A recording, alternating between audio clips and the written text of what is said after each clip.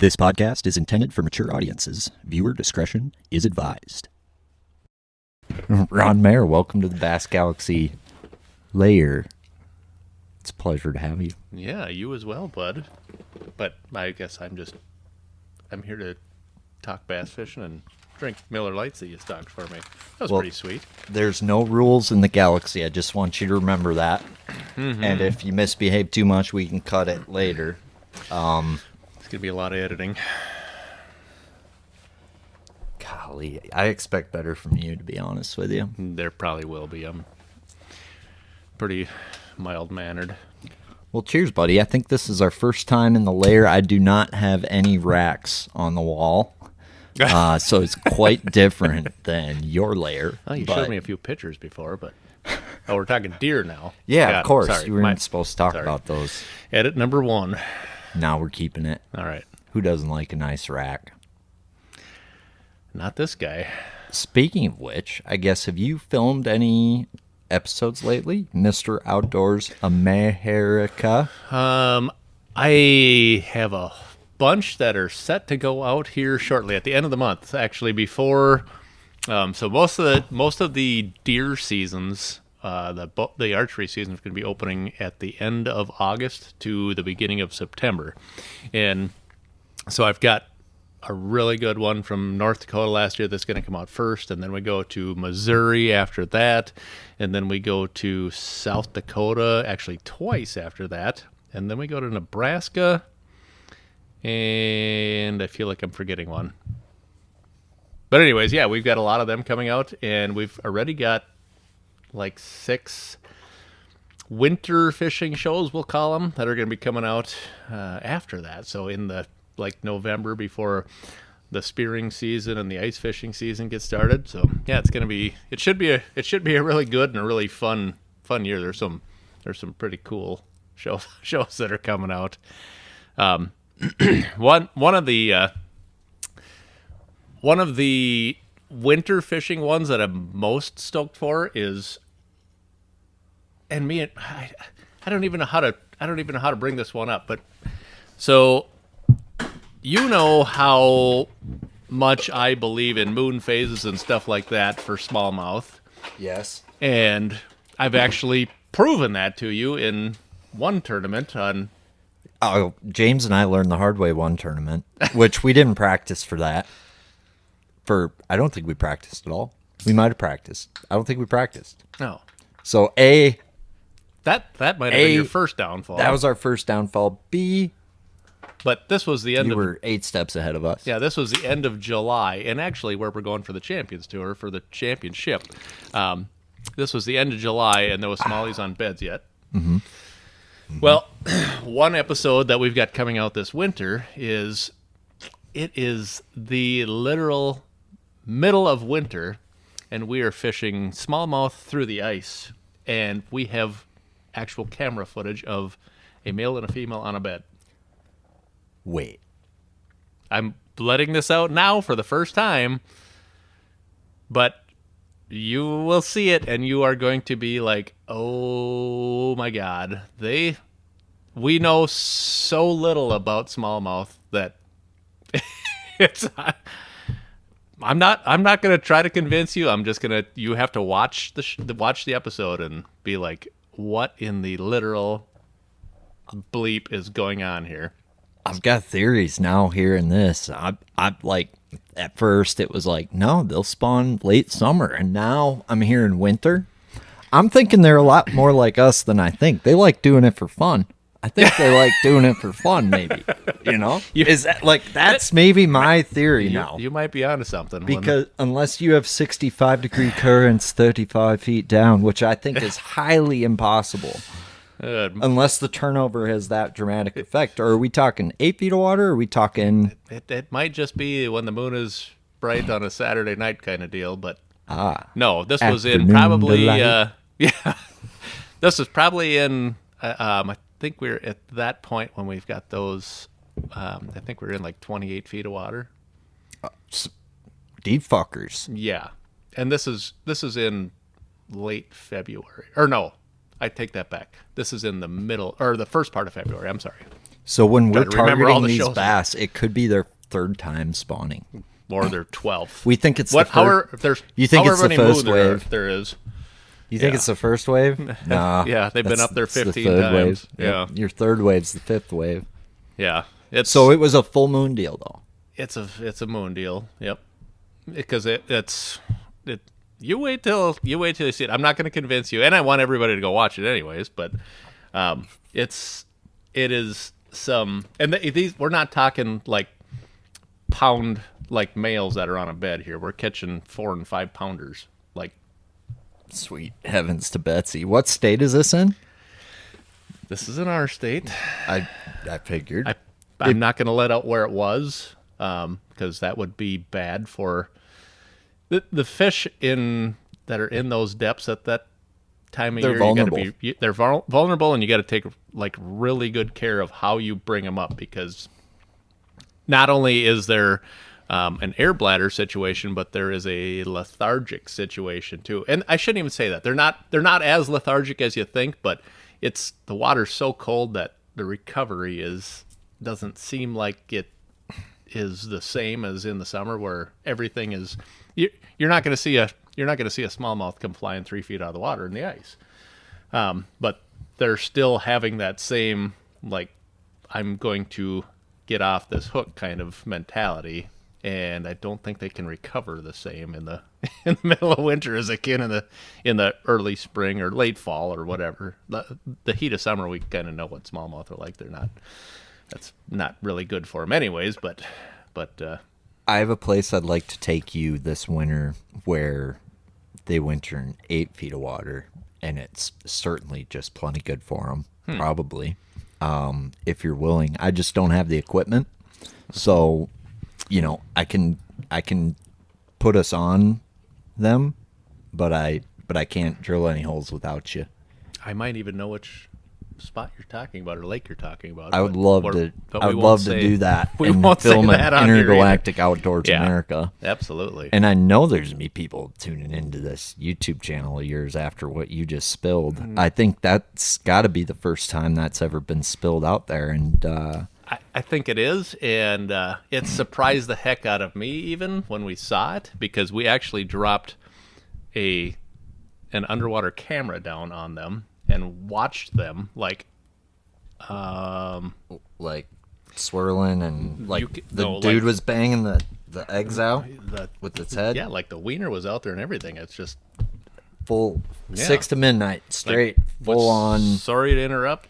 And, Holy smokes! Yeah, no, it was next to a big boulder, and the whole bottom next to it was cleaned off, like cleaned like a bed. Like it. Well, I shouldn't say cleaned like a bed. It was a bed. Like and that's just one spot we're seeing. Like this is you're looking down a hole this big. Yeah. Dropping a camera down, getting lucky enough to drop. I shouldn't say lucky enough, because we drilled like right next to it so we could see it. Drop down, and that's what we see. So it was. You weren't expecting to see that? I was not expecting that. I've kept an open mind on smallmouth over the years, just because of or any fish, I should say, or any bass, I should say, because the other fish kind of have their spawning seasons, but for me, I've seen some crazy stuff from fish spawning like almost every month. Now every month of the year, I think it's just.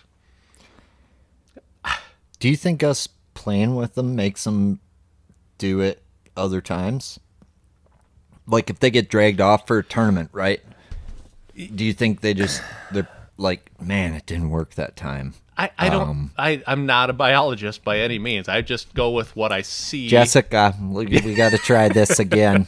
How about July 2nd? Yep. Okay. Yeah, that might go back to the, just doing it for fun kind of thing. But I'm not. Bass have needs.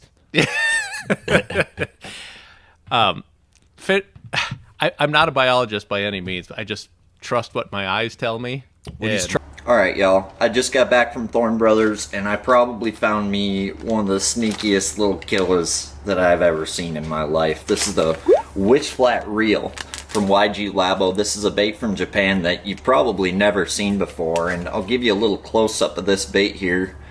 It's absolutely perfect. Beautiful. So this is a hand-poured minnow from Japan. It's going to have that really lifelike, soft, hand-poured feel to it, much like a robo-worm. And what you're seeing over in Japan, and this is going to start taking hold here more, is as those fish get more pressured, they start to hug the bottom more. So not only is this minnow going to be perfect, the switch flat reel for a drop shot, you know, nose hooked on a drop shot or weightless with a nail weight, but where I really think it's going to be key is this new technique we call bottom strolling. Okay, so Zappu makes a 0-inch wacky plus head. You'll see that's a nice hook with a weight halfway down. So this looks very much like a perch, and what do perch do? They typically hang near the bottom. So if you picture this on the bottom, you're going to be able to stroll this flat little minnow bait back and forth like a perch scurrying on the bottom. I mean, I know you're going to catch them nose hooking this thing on a drop shot, but I guess a sneaky little technique, if you haven't played with it yet, bottom strolling. It's going to be the next thing coming here as we see more pressure with forward-facing sonar. So there's only really one head designed for this, and you can really bottom stroll any little bait you want with this Zappu head. But that's a 0-inch wacky plus. It comes in a 1/16 through an 1/8 of an ounce, and you're able to bottom stroll, you know, any soft plastic you want. And so yeah, check out the Witch Flat Reel from YG Labo. You can find it at Thorne Brothers, along with that Zappu 0-inch wacky plus, or your drop shot hooks, whatever you might need. But not only that, you can find all the latest and greatest bass fishing tackle at Thorne Brothers, whether it's Japanese or American. Stop into their store or head to their website, thornebrothers.com. Trying to say is bass like to fuck. Well, it's looking that way, especially smallies. We thought they were mean, but they're actually lovers. I don't They're know. lovers and fighters. I would say they're like the most bipolar, cold-blooded, like, they're like that chick you want to bang but don't want to date. That's what smallmouth are to me. Oh. Like, Well, some of them are kind of, some smallmouth are really pretty, but they're beautiful. Like, don't get me wrong, but like, So if I was you a have to spend bass- 40 hours a week with them, Oh, right? yeah, like, true. that's the problem, is they're just moody. But they get moody, you know? Oh. Like, all of a sudden, oh, right. man, fucking, I'll bite anything. Oh, then all of a sudden it's like, now I'm picking up what you're oh, laying fucking down. goth chick. Okay, cool. Yeah. You see a smallmouth on a bullhead. Oh, I mean, sometimes they think they're a fucking carp. You know what I'm talking about. Yep. Yeah. You remember that tournament morning Oh, where we started God. on that carp school? And Yeah. there's just a couple big ones roaming with them. That was dumb. Like that was. I can't say that politically correct, so I'm not even going to say it. But I can cut it out later. Yeah, that was. We didn't. Neither one of us, because it was me and Joe, and then you and James, and I don't That's think right. any of us. We ended up at the same spot. Of course, I always do me, better me there and in you the always end afternoon. up at the same spots, but it's Sometimes. kind of because we fish smallmouth a lot more than. I think there's lakes where naturally we end up at the same Yeah. spots. Yep. For sure. And then So- if the lake's big enough, I feel like I don't know. We still kind of do. Yeah, they're fucking. That's a story that needs to be told on the record. Yeah. Yeah. We still we still end up on the same spot. Like lacrosse would be a good example. First Everywhere half and second half. Yeah, So 100%. and that's 27 miles of Yeah, river. I never thought about that, but yeah, both halves. We were. As soon as you cut that 4-pounder, I'd get the hell out of there. I'm like, Do we want to dive into that now, or well, where were we? Let me make sure we need. we were to kind of leave that. talking about smallmouth and roaming with carp. yeah. And I was going to get your, like, you have a really good perspective, I feel like, on the moonface thing, but you've experienced a lot of different things. Just you've been bass fishing a long time, man. I look up to you. So, as far as walleyes, pike, and other species and bass relating with or around other species, what's your theory or what have you noticed with that? Because the carp and big smallmouth thing is something that happens like a couple places I've noticed it, but it's not right. all the time. And I have no idea why they're mixed in, but I've seen it several times, and me and you witnessed probably the biggest wave of carp and smallmouth together. Like, it was stupid how many fish were there. Because even the day before, there was no carp there. Like, they weren't, or yeah, probably a couple days before. When you think of Shaka Khan, you think of Shaka Khan, Ron. That rhymed. That all rhymed. I didn't know, but it did. You know what I mean? Yeah. Yeah. Yep. But Carry on. But we didn't. Did you guys see all those carp there a couple days before? Yeah. Oh, I mean, not that many. Oh, I saw carp like away from there, not mixed. Not mixed. No, it was like they were to the right. Yeah. So they were in that ditch trench. There was like probably 50 smallmouth in one spot, like in one little area, and this is on a lake that is it's a pretty good sized lake for central Minnesota, I would say. And that was a lot of fish to be in one area, and I think 3 of us found those. But when I found them, there was not all those carp that were mixed in, and then all of a sudden that morning, we started there, you guys started there, and there was one other boat that kind of came in a little later on, actually. Glover but or something? If or they Van Buren and Morel? No, I think it was That's Schewers and Soderbuck. Okay. I don't usually see them boys there. The first 2 I mentioned I've seen there before. Yeah, I don't think those guys were in that tournament, but Schewers and Soderbuck, I think, came in there. But yeah, the amount of carp that were mixed in, like you couldn't make a cast without throwing out a carp and a smallmouth at the same time. Like, what in the hell are you doing in here? I've never blasted them there in the morning. Like Nick and I, we watched Shane Raveling win the tournament on our starting spot in the morning one time on in there. Elsewhere. Oh, okay. And then we went, caught one decent one, and then ran there in the afternoon.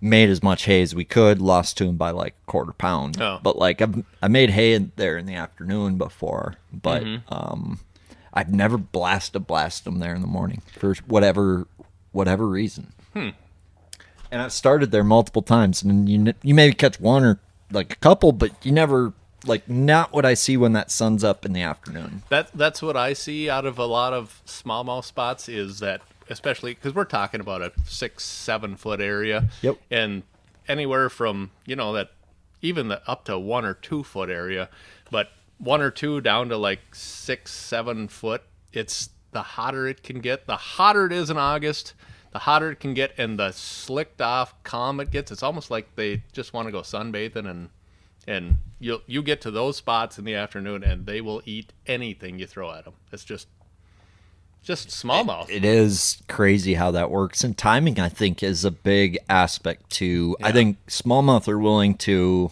shift away and shift on and off of things more than a lot of our largemouth, aside from the pressured, fisheries like Tonka and, things like that. But definitely noticed something to that with hot, calm weather. The hotter and calmer it gets, the shallower I get, like every time. And I used to cuss those days out, and then Dane Vocelka made the hail jig rod, and all of that was fixed, and now I love the calm, sunny days more than any other day, Mr. Roman. Yeah, that's seriously. And not just for Dane's hair jig rod. I mean, that throws hair like you wouldn't believe, but it also throws things like a spy bait like you wouldn't believe. And when it is slick calm and you throw a spy bait, look out. Yeah. Spy bait, any light bait you need to throw far. Yeah. Whether it's a piece of tofu, a frickin' you know what? Or you know what? I know what. Or you know what? I'm not going to say it, but I know what. Hoosker do's, Hoosker don'ts. Yeah. It's I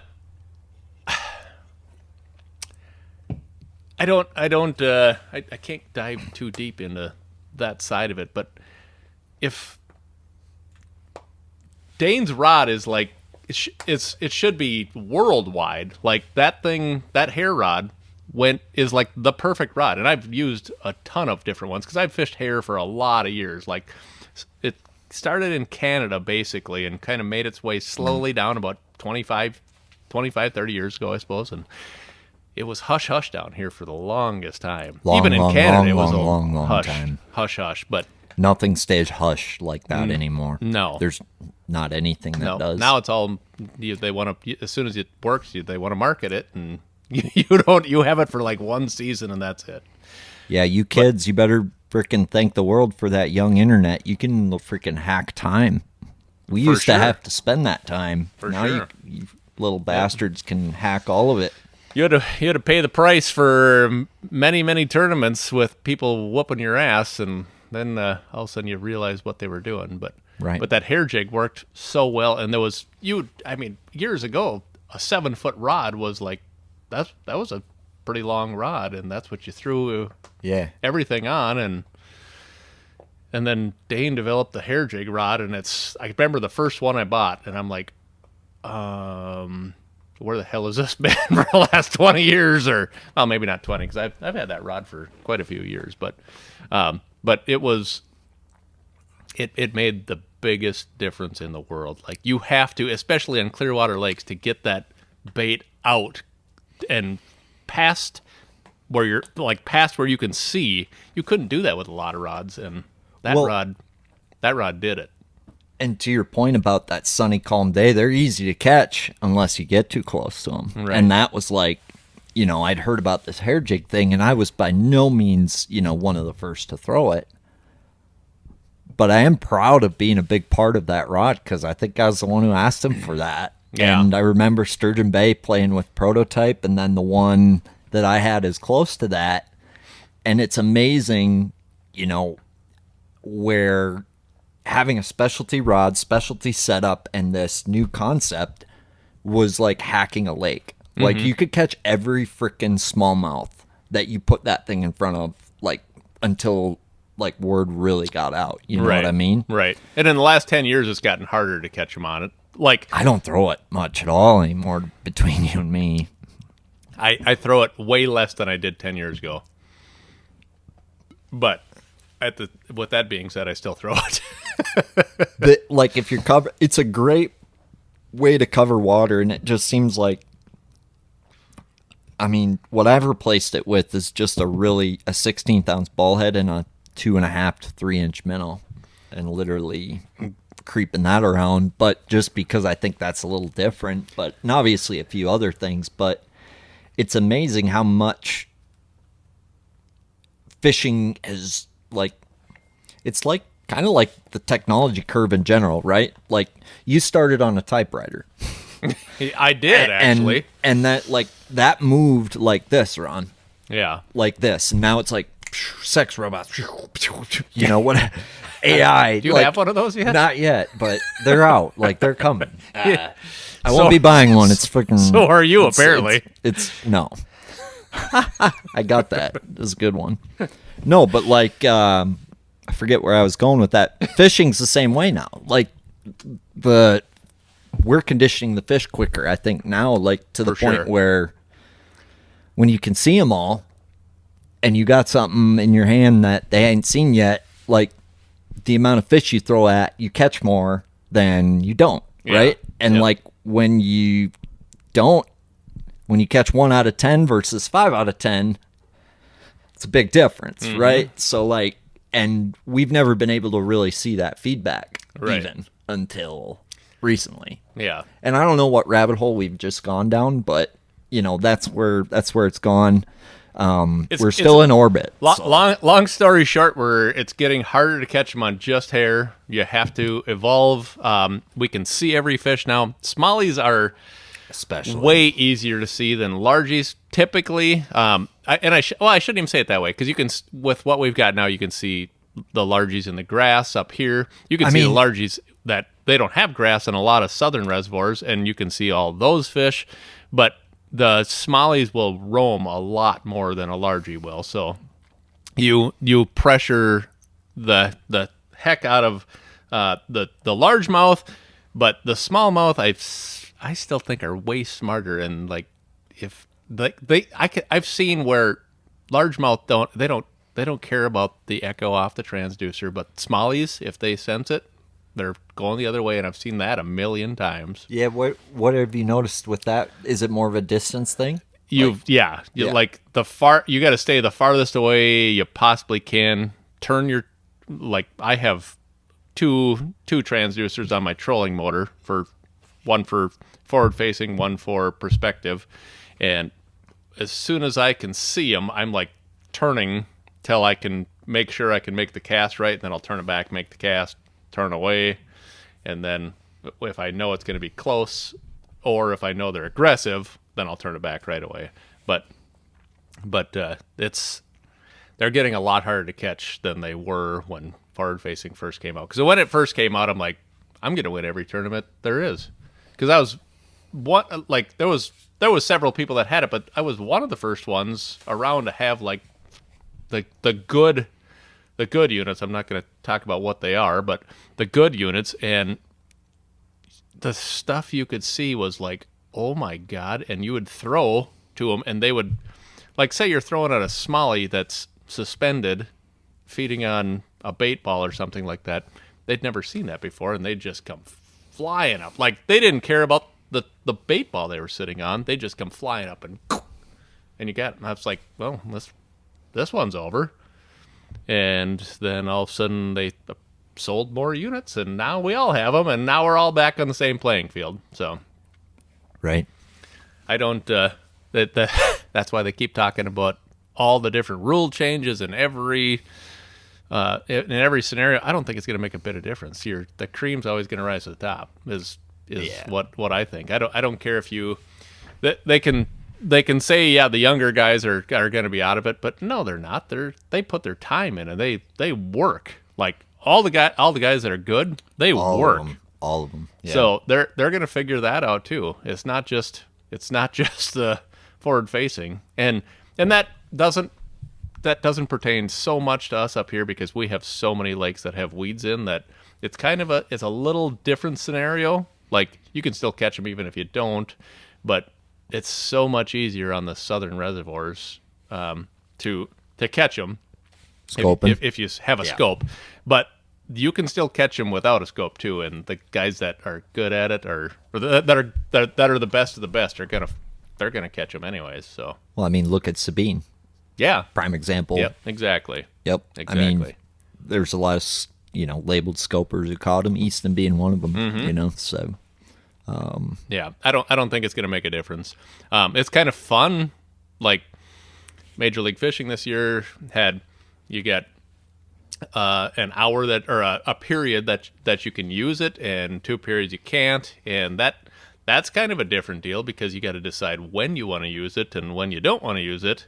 Yeah, but Jacob Wheeler still wasn't gonna lie. And Jacob still walked away with everything. So again, the creep that goes back. That basically solidifies my point of sorry, gonna rise Bobby Lane. Sorry, Bobby Lane. Yeah, I mean, sorry, Bobby Lane's badass. So was not saying wasn't calling him out in any way, but like it is. I'd be curious if like those people who were curious and wanted it banned, how much better they were in points this year versus last year. That would be like kind of like the true answer to that question, right? So we're just speculating until but I'm curious now. Well, we're not digging in the analytics of that tonight. No, I'm not a math guy, Ron. It's not worth it. Yeah, we're both drinking beer, so yeah, take that, block it. So I'm a huge bass fishing fan, obviously, but he gets under my nerves. Like, I love everybody in the sport. I love all their different personalities, but I feel like he's just doing it to capitalize on that side of things. Like, I don't think he gives a shit one way or another. He just wants the clicks. It is so interesting. That part pisses me off. He doubles down so hard and dies on that hill. I would be curious, what's actually going on in that brain? Is that pure money talk, or are you just that freaking bullheaded?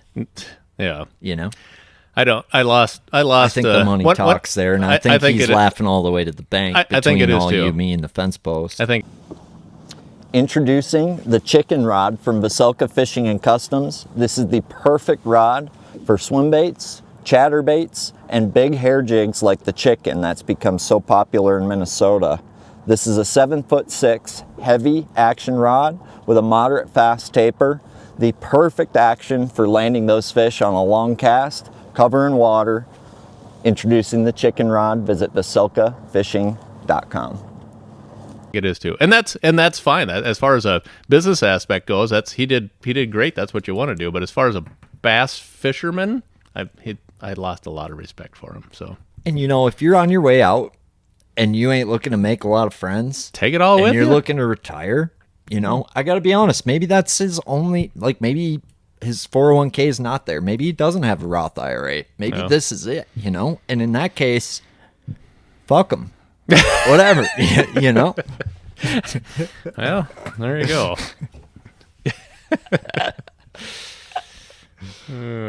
But now that you're a big YouTuber, I guess what's been the most challenging part about starting a show? Because I know, you and I talked when this was all starting, and now we're here, and you've come quite a long ways. I'm not a big YouTuber.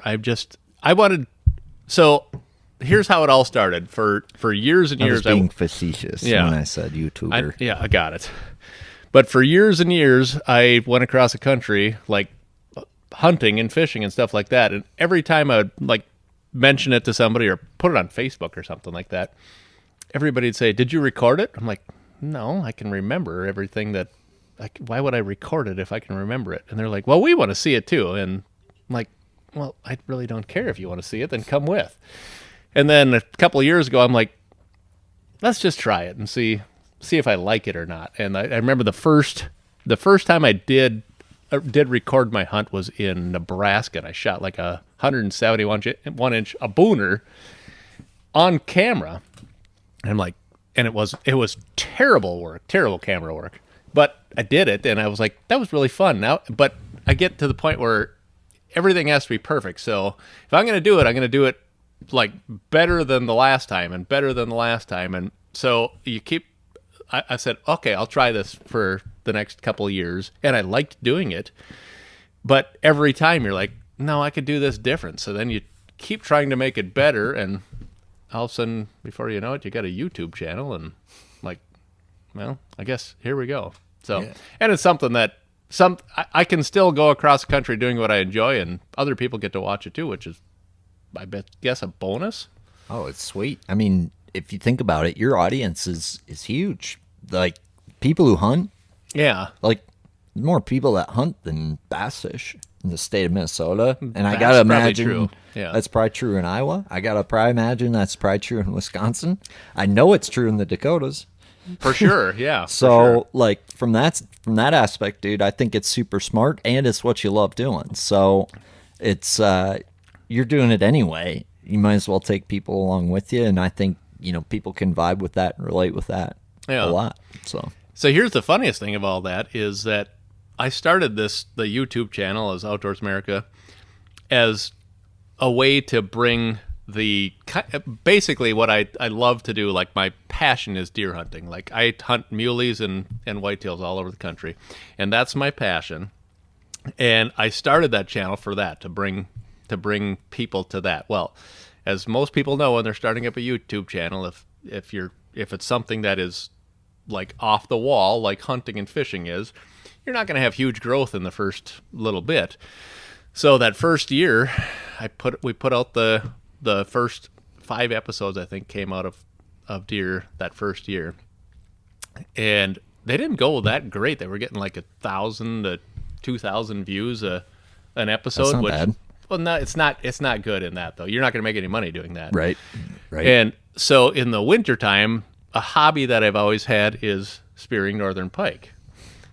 And so I'm like, oh, what the hell? I even put out on YouTube, I'm like, well, we're going to make these videos they're not going to be produced very well. It's just, we're going to go spearing and show you guys the action with this. And it frickin' took off.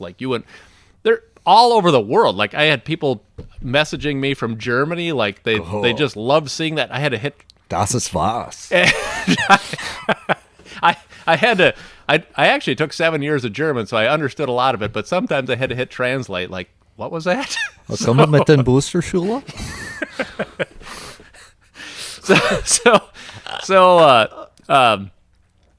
So yeah, that actually the spearing part of it really took off, and the only thing I can compare it to is like in Happy Gilmore 1 when you see him at the beginning, like 364 more days till hockey tryouts, and he's sitting in there just taking the frickin' baseballs across the chest. I'm like, that was me with my hunting videos, and I can't remember his wife in part 2. Niece lady? No, not that one, but the one that died right in the. Oh yeah. Maybe I should spoiler alert, I guess. But screw it. But anyways, Vanessa, her saying he said he was a hockey player, and she's like, "Oh yeah, what team do you play for?" And he's like, "Easy." And so I started to think on that scenario, like, yeah, I guess I'm a spearing channel instead of a frickin' deer hunting channel now, and we rolled with it from there. So spearing's really what got it. Oh, like rocking. I can't believe the amount of people that watch spearing, like all over the world. Like they just love it. And I didn't even in the last couple of years, and even this year is not like a major production of it, but they watch the heck out of it, like all over the world. And my hunting shows, which I poured. Are you saying this is a worldwide hashtag? Yeah. Fuck Pike is a worldwide hashtag. Yeah. We talked about that earlier, and the world can come together upon one thing, and that's fuck Pike. But it's not everybody. A lot of us bass fishermen, not me because I love pike, but a lot of us bass fishermen think that way because we lose a lot of baits to. You love pike? Is that why you stab them right in the head with the knife or spear? I guess that's what. Out of love for them. Yeah, out of love for them, so they don't have to suffer anymore. And I like that. I love that. Your love for pike is okay. Okay. Yeah, I'm doing everybody a favor. Bass tells me all the time I'm doing God's work. You are doing God's work, and I'm okay with that because what most people don't know is that northern pike is the best fish that swims in fresh water. Like as far as taste goes for eating, bar none, the best. Like you can have your walleyes. I've eaten a million walleyes. I've eaten a million sunfish, perch, crappies, whatever. They're all great. But if you have a northern pike that is cleaned properly, which I love to do, but if it's cleaned properly, take the Y bones out. We've had so many parties over the years where even the gals are like, that is the best walleye I've ever eaten. I'm like, isn't that good? and it's northern pike. Like, there's people who say that. If you clean it right. Yeah, all you have to do is take the Y bones out. It is the best meat. It's the flakiest meat of, like, how do I say this? A walleye has a little more of a mushy taste to it, even in the winter. I shouldn't say mushy taste, but it's not as firm a meat as a northern pike is. Like a northern pike, you could actually take your finger and like pick each fillet or each flake out of the fish as you go, if you wanted to. Like with your finger, do that, and you can't do that with any other fish. Open up your books to the Book of Ron, page 78, 416. You can pick each flake out of each fillet. Just thought you should know that. Yeah. Is it 417? I don't know. Book of Ron. No. All right. Then if you turn to page 420, that's where teal starts. And hello, everyone. Good one, Ron. Thanks. That was a good one. Yeah. Well, you ever play with? I'm assuming you've played with shaking a minnow, right? Maybe a time or two. This is the one I was catching on the river. That one right there. That is pretty sweet. Mm-hmm. That is pretty sweet. High roll 3.5. Yeah. That's how you rig it. Look at that.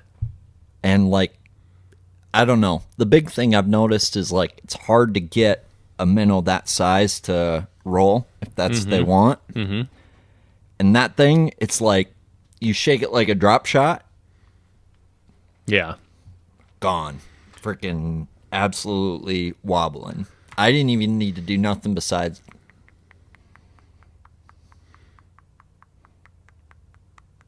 And that's it.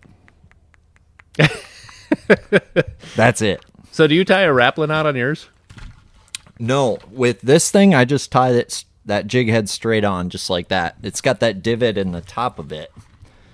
But with other minnows, like the steer ride here, I actually like using a little snap.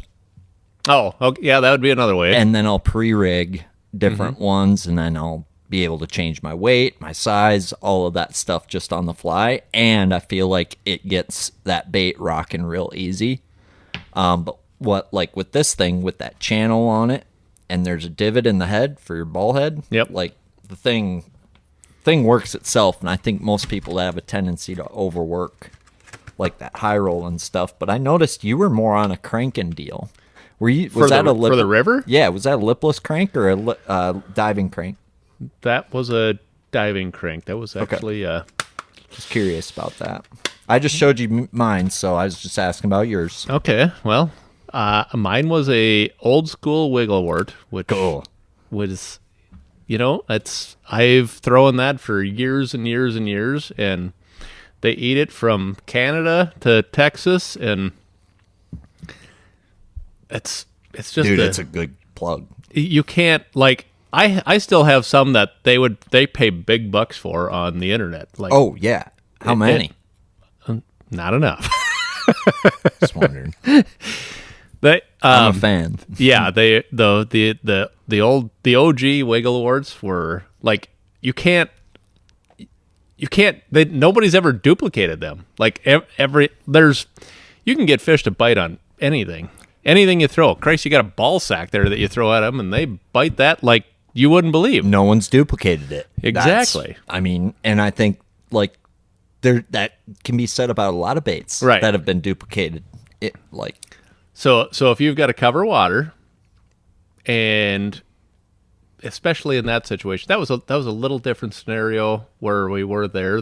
Why that ended up working out. It makes sense now that I think about it, where you were fishing too, because that WD kept getting deeper and deeper and deeper, and I like the fact that you still figured out how to trigger them fish on that spot is cool. Yeah. Because I think for a lot of guys and how they're fishing it, that wasn't as good that day. Like for me, the only thing I could get bit on up there was a tube. Okay. So something, down on the bottom making contact with things. And I didn't even make contact. I was actually wanting him to come up to it because you know how fast that current was ripping. So if you made contact, you were instantly snagged. That makes sense. That's where I could have gone to like a DT or something like that would have ran like a DT10 would have ran just a hair deeper and hit those rocks, which normally that's something you'd want to happen. But it's ripping so fast there that if you got hung up, you were screwed. Grab that white box there with the big chartreuse thing. So it's really interesting you say that, because that bait right there to me is a mid-column wigglewort if I've ever seen it. That just is silent. What is it? Hanitas LR? Is that what it's called? That's hilarious. No, it's called the Matatachi Hanitas LR. Oh, Hanitas. Yeah, I don't speak Japanese. So. But this is it out of the box. I've got a box of them. I actually was catching them on Sturgeon Bay with that. And the wings are what change the diving depth. Oh, yeah. Okay? Oh, yep. So that'll dive 6 to 8 feet deep. Depending on where you put the wings at. Right how it's set, it'll dive 6 to 8 foot. Or I can set it in the middle, it'll dive 3 to 4. Or I can set it to the top, and it'll be a wake bait. Oh, sweet. And so where can everybody get these? Thorne Brothers. Thorne Brothers. Yep. But what I was going to tell you is the fact that you're catching them on a wigglewort mid-column is freaking badass. And I'm just wondering, they're eating shad, and I was shaking a minnow mid-column, on the spot I left after you caught your big one, and catching them, right? And it's like I wasn't on, my casting angle wasn't right. like I didn't figure out a mid-column cranking deal, but to me, I feel like something like that, because the big thing about it is it hunts like a wiggle wart. Right. It just doesn't have that sound that thing probably had, but it's got the size and the profile that maybe accommodates for that and maybe looks more like a shad or or what have you. But super interesting. Yeah, the wiggle wart was always just a time-tested, proven bait, and so I've been, like I said, I've been throwing it forever and ever. Totally. And I still have a few left of the originals. And the funny thing is, in pre-fishing on Lahamadu, I was throwing it, and I caught like a 5-pounder, and it got off, and I'm like, and it was a brand new one, and it got off. I'm like, what the heck happened? And I didn't think anything of it, and made a few more casts, and then I looked at my bait, and I broke off one of the trebles that the fish was actually hooked on. I'm like, well, that makes sense. Yeah. Because you probably have to change your hooks on them, because those baits are 20 years old, and you didn't change your hooks? I was practice. I didn't. I suppose. Yeah. Took it out of the package. I'm like, well, and threw it, and so I obviously changed them after that first of all for practice, and then I always do for the tournament anyways. But well, here, that one's yours. You'll have to let me know what you think of it. Oh, heck compared yeah, to the wiggle wart. Good river color there. Oh, for sure. Jeez. Thanks, bud. Yeah, dude. No, you'll have to I'm just curious, because I had a day on Sturgeon Bay where I could catch them on it, and then I've had just little windows where it catches good ones, and they have it choked. And I feel like down south there's probably a herring thing that this thing really messes them up on, but you can do a lot of different things with it. So those wings adjust and blah blah blah blah blah. But yeah, they'd make a jerk bait too. Look at the lip on that. That thing is that tells you wake bait right there. But that wing that's coming off here, the fin, I guess I would call it. I'll go show them. You keep talking. That's a pretty special bait. And if I catch them on it, I might break in your garage, Teal.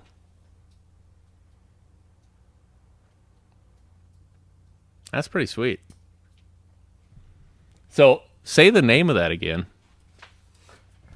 It's called the... you got to put your... It's called the Matatachi Hanitas Minnow, or Hanitas LR, excuse me. But if you look at them white boxes next to it, that's their new jerk bait. So that thing is the same thing. The wings are what change the diving depth. Yeah. So, like with scope now... Wow. Imagine having it, usually you'd have to tie on 3 different jerk baits to get what that thing can do, but it'll also go left, left, left, right, right, right, if you adjust the wings. Right. So if you're paralleling something. Yep. Oh, God, you can actually maximize in the strike zone, which on the river is the biggest deal in the world, is maximizing your bait's time in the strike zone. That's why casting angles, I think, so crucial on the river, right? That's why you were beating me going into the half. What's crazy is, these guys were at ICAST, and, they're in Thorne Brothers. They're one of the first, Thorne's one of the first to carry them in the U.S., right? Brand new out of Japan. And they weren't even allowed in the innovation contest at ICAST. And that's the most innovative product. Why? At ICAST. Because it's a dog and pony show with, big private equity American companies, buying that vote, which, that's, I guess, why I appreciate Japanese products. They put all that money into the product. That's this one's pretty cool. And I actually love just what you were saying there about trying to parallel something and turning that fin down a little more to get it to... It's got badass action, and you got 5 jerk baits right in there. One. Yeah. So it's $30. It's $5 more than a 110, and you got 5 jerk baits in one. They got different, that's 4 different colors, I guess. I know, they got natural colors and non-natural colors. Yeah. Huh. But... Anyway, new company to America. Anyway, river. We use jerk baits obviously a ton up here, but when you go down south, Sam Rayburn is one of my favorite places to fish. Down south, down south is probably my favorite place to fish. That's where I think it's gonna be really good. That thing would play big time there. Not even just you don't have to like keep tight to the bank at that point, because you're fishing out in the middle. But if you can adjust for each individual brush pile that you're fishing over, even without switching baits, like you can give it a click. That's Dude, bad A. Not, like the what's cool is like that's some cutting edge Japanese shit, right? And like there's like we all know those stuff that's taken over, like came over when the Vision 110 first came over. They're like $25 for a jerkbait. Are you freaking crazy? No one's gonna pay that. Now it's the best selling jerkbait in the world.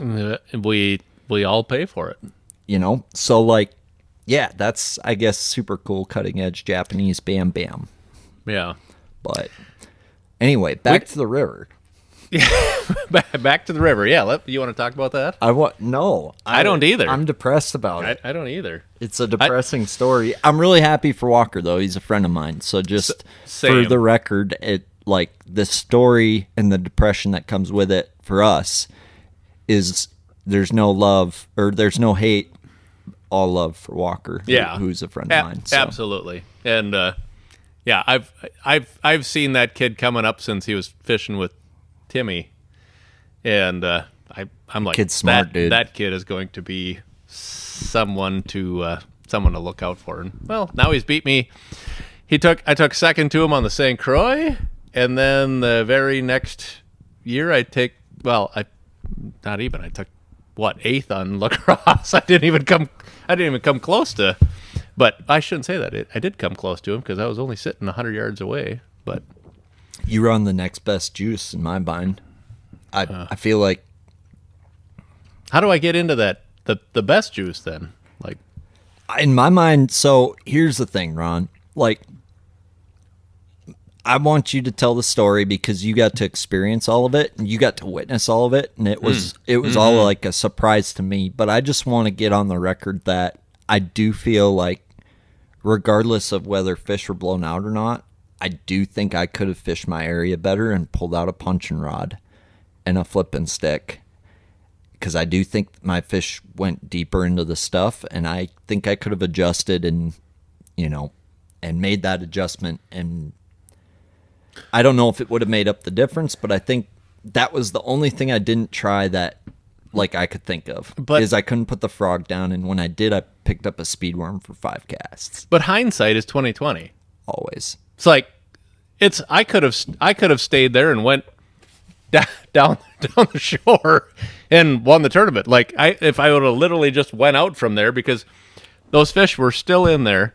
I got to give it to Bart on this. Bart did the best job I've ever seen of capturing the situation on any championship or on any Champions Tour event I've ever seen, with how he captured you going in and saying, there's one, Dude, there's a 4-pounder. It took everything in my bones not to stop and spot lock where you were. I was just so concerned about hooking one and somebody going and blowing that part out and getting to my hot stretch. Right.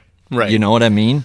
But like watching that footage, I should have played Bridge Troll on that channel for as long as I fucking could.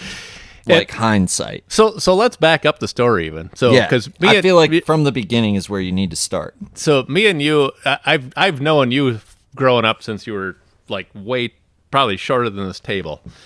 Guy. And I've watched you come up, and you were one that I was always like, this kid knows what the hell is going on. Like, he knows what's going on. And so I've watched you forever, and we've been friends for a lot of years. And so every time, even in Champions Tour for the last several years, we used to always room together, and it used to be me, you, Dane, and Chappie, and I would be the old man. So Dad, yeah. Everybody calls me Dad on the Champions Tour, but I'm not the old guy. There is I still have a few guys older than me, and I that might be fine, but you're Dad to me. Yeah, exactly.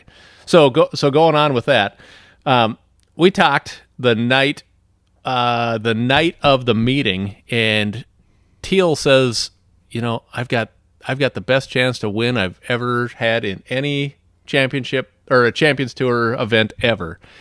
And I'm thinking, oh shit, that's the same way I feel. Is everybody cracking them down here? Because everybody is talking about how tough it is. And so Teal says, I found the biggest school of largemouth I've ever found. And that's when I'm like, oh, shit, we're going to the same spot. Yeah. And then, so me and Teal actually found the same spot on Okoboji last year. And Teal, I had a bad boat draw on that one, and Teal went down there first, and he cracked him on that spot. So, but I pulled off to the side. Walker let me into that spot, by the way. I know, and so did Kiki. Mm-hmm. Yeah. And I pulled off to the side of that one. I caught a few, but not. I mean, I knew Teal was going to crack him in that one, and I said to Teal in this, I'm like, "We're doing it again, aren't we? Like, we found the same stuff, and it's going to be deja vu from Okoboji." And he's like, "Well, at least in this one, there's room for two of us." I'm like, "Oh." And that I instantly felt better. I'm like, that's good, because there's no room for two of us where I was going. Like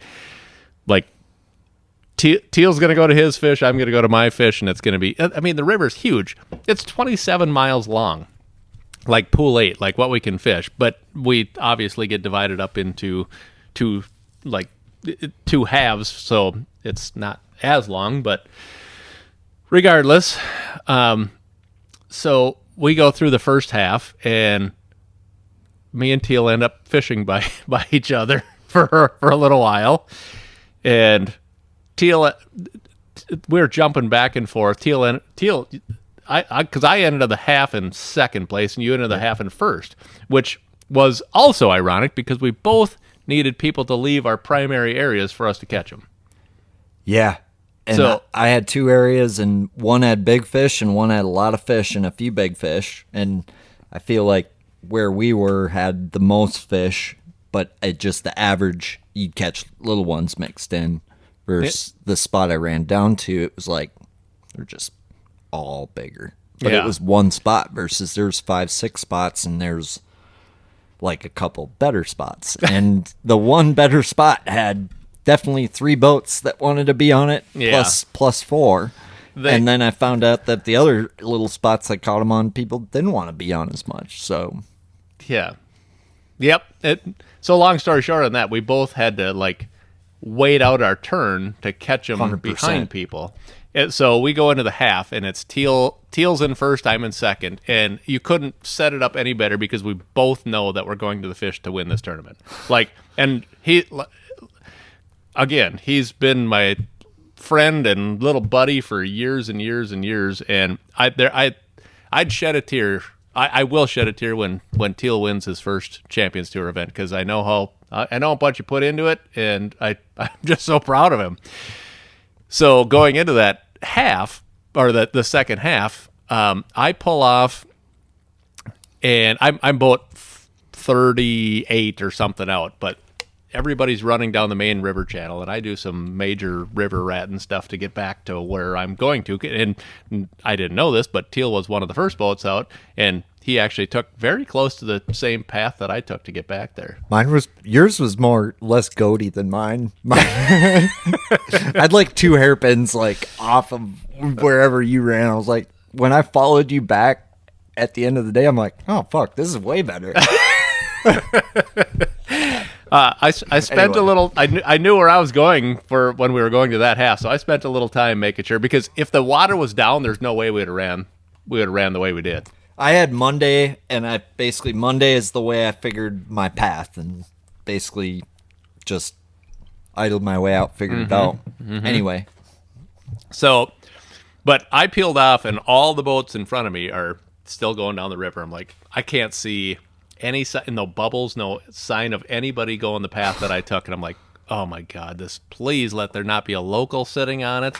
And we turned that last corner, and I had my Marshall and a camera girl with me, actually, and I looked at them and like, this is gonna be fun. And because I had looked at these fish for 5 days, or 4 days, whatever the practice was, 5 or 4 days, and every day I'd go there, and there's 40-50 fish sitting in this little cut, and it's crystal clear water flowing for a mile out of the back. And I'm like, this is going to be so much fun. And we get up there, and there is mud. The channel that we've got going in front of us is like the river stain Like it's dirtier than normal, but it's not terrible. All right, this is a sneaky one here. Have you guys heard about the little minnow technique? You probably have. You probably heard us talk about it. But what that is you're simply strolling or fishing a slightly smaller minnow than kind of what's on the market. This has really become popular in Japan. And Thorne Brothers recently took on this brand. This is a new brand from Japan. It's called Galapagos Fishing Tackle. And the owner, it's a one-man deal, and he's a guide on Lake Biwa, absolute hammer. And he designed what's called this high roll. So this is a 3.5-inch little bait, and you're going to notice on the forehead of this bait there's a little notch there for your ball head or for your jig head. And what that's designed to do, we've really grown fond of this decoy standard head for that smaller minnow. A, because it's got a light wire hook that doesn't bend out. There's a lot of these smaller minnow heads that hook will actually bend out on you, or the hook's too heavy a wire than you're wanting to do with this kind of dainty presentation. So you'll notice there's a notch in the forehead for your ball head, but there's also this channel right here down the middle to help you rig that ball head perfectly. And what that's going to do is going to position that bait so that it rolls really easy. And then you'll notice there's a notch down the tail, so that tail's going to have a little quiver and kick to it as you're rolling it through the water column. So the mooch minnows become very popular. I'd highly encourage you have some mooch minnows, but when you need to shake and get that roll out of the bait, I think you'll be very fond of this Galapagos High Roll 3.5. They come in a variety of colors. And that decoy ball head really makes a difference in pinning that fish and getting them in the boat. So couple that with the Vocelka Fishing and Custom strolling rod, and you're ready to go scoping, baby. Scope straight or scope home. But not only that, you can find all the latest and greatest bass fishing tackle at Thorne Brothers, whether it's Japanese or American. Stop into their store or head to their website, thornebrothers.com. Terrible. But that channel is crystal clear, and I come pulling up there, and I'm like, there's literal mud flowing out of that seam. That's that little cut. Like, this is weird. I don't know what's going on. And so I threw a jig in there a few times. I wanted to catch like the big ones out of there first before the gig was up. So I threw a jig in there. Nothing. I'm like, this is weird. And I don't know where this mud's coming from. So I pick up a frog. I'm like, maybe they'll find a frog better. And on like my second cast, I catch like a 2.5 pounder. I'm like, oh, good. They're still here. They just need to throw this frog. And then I threw that frog like 40 more times and nothing.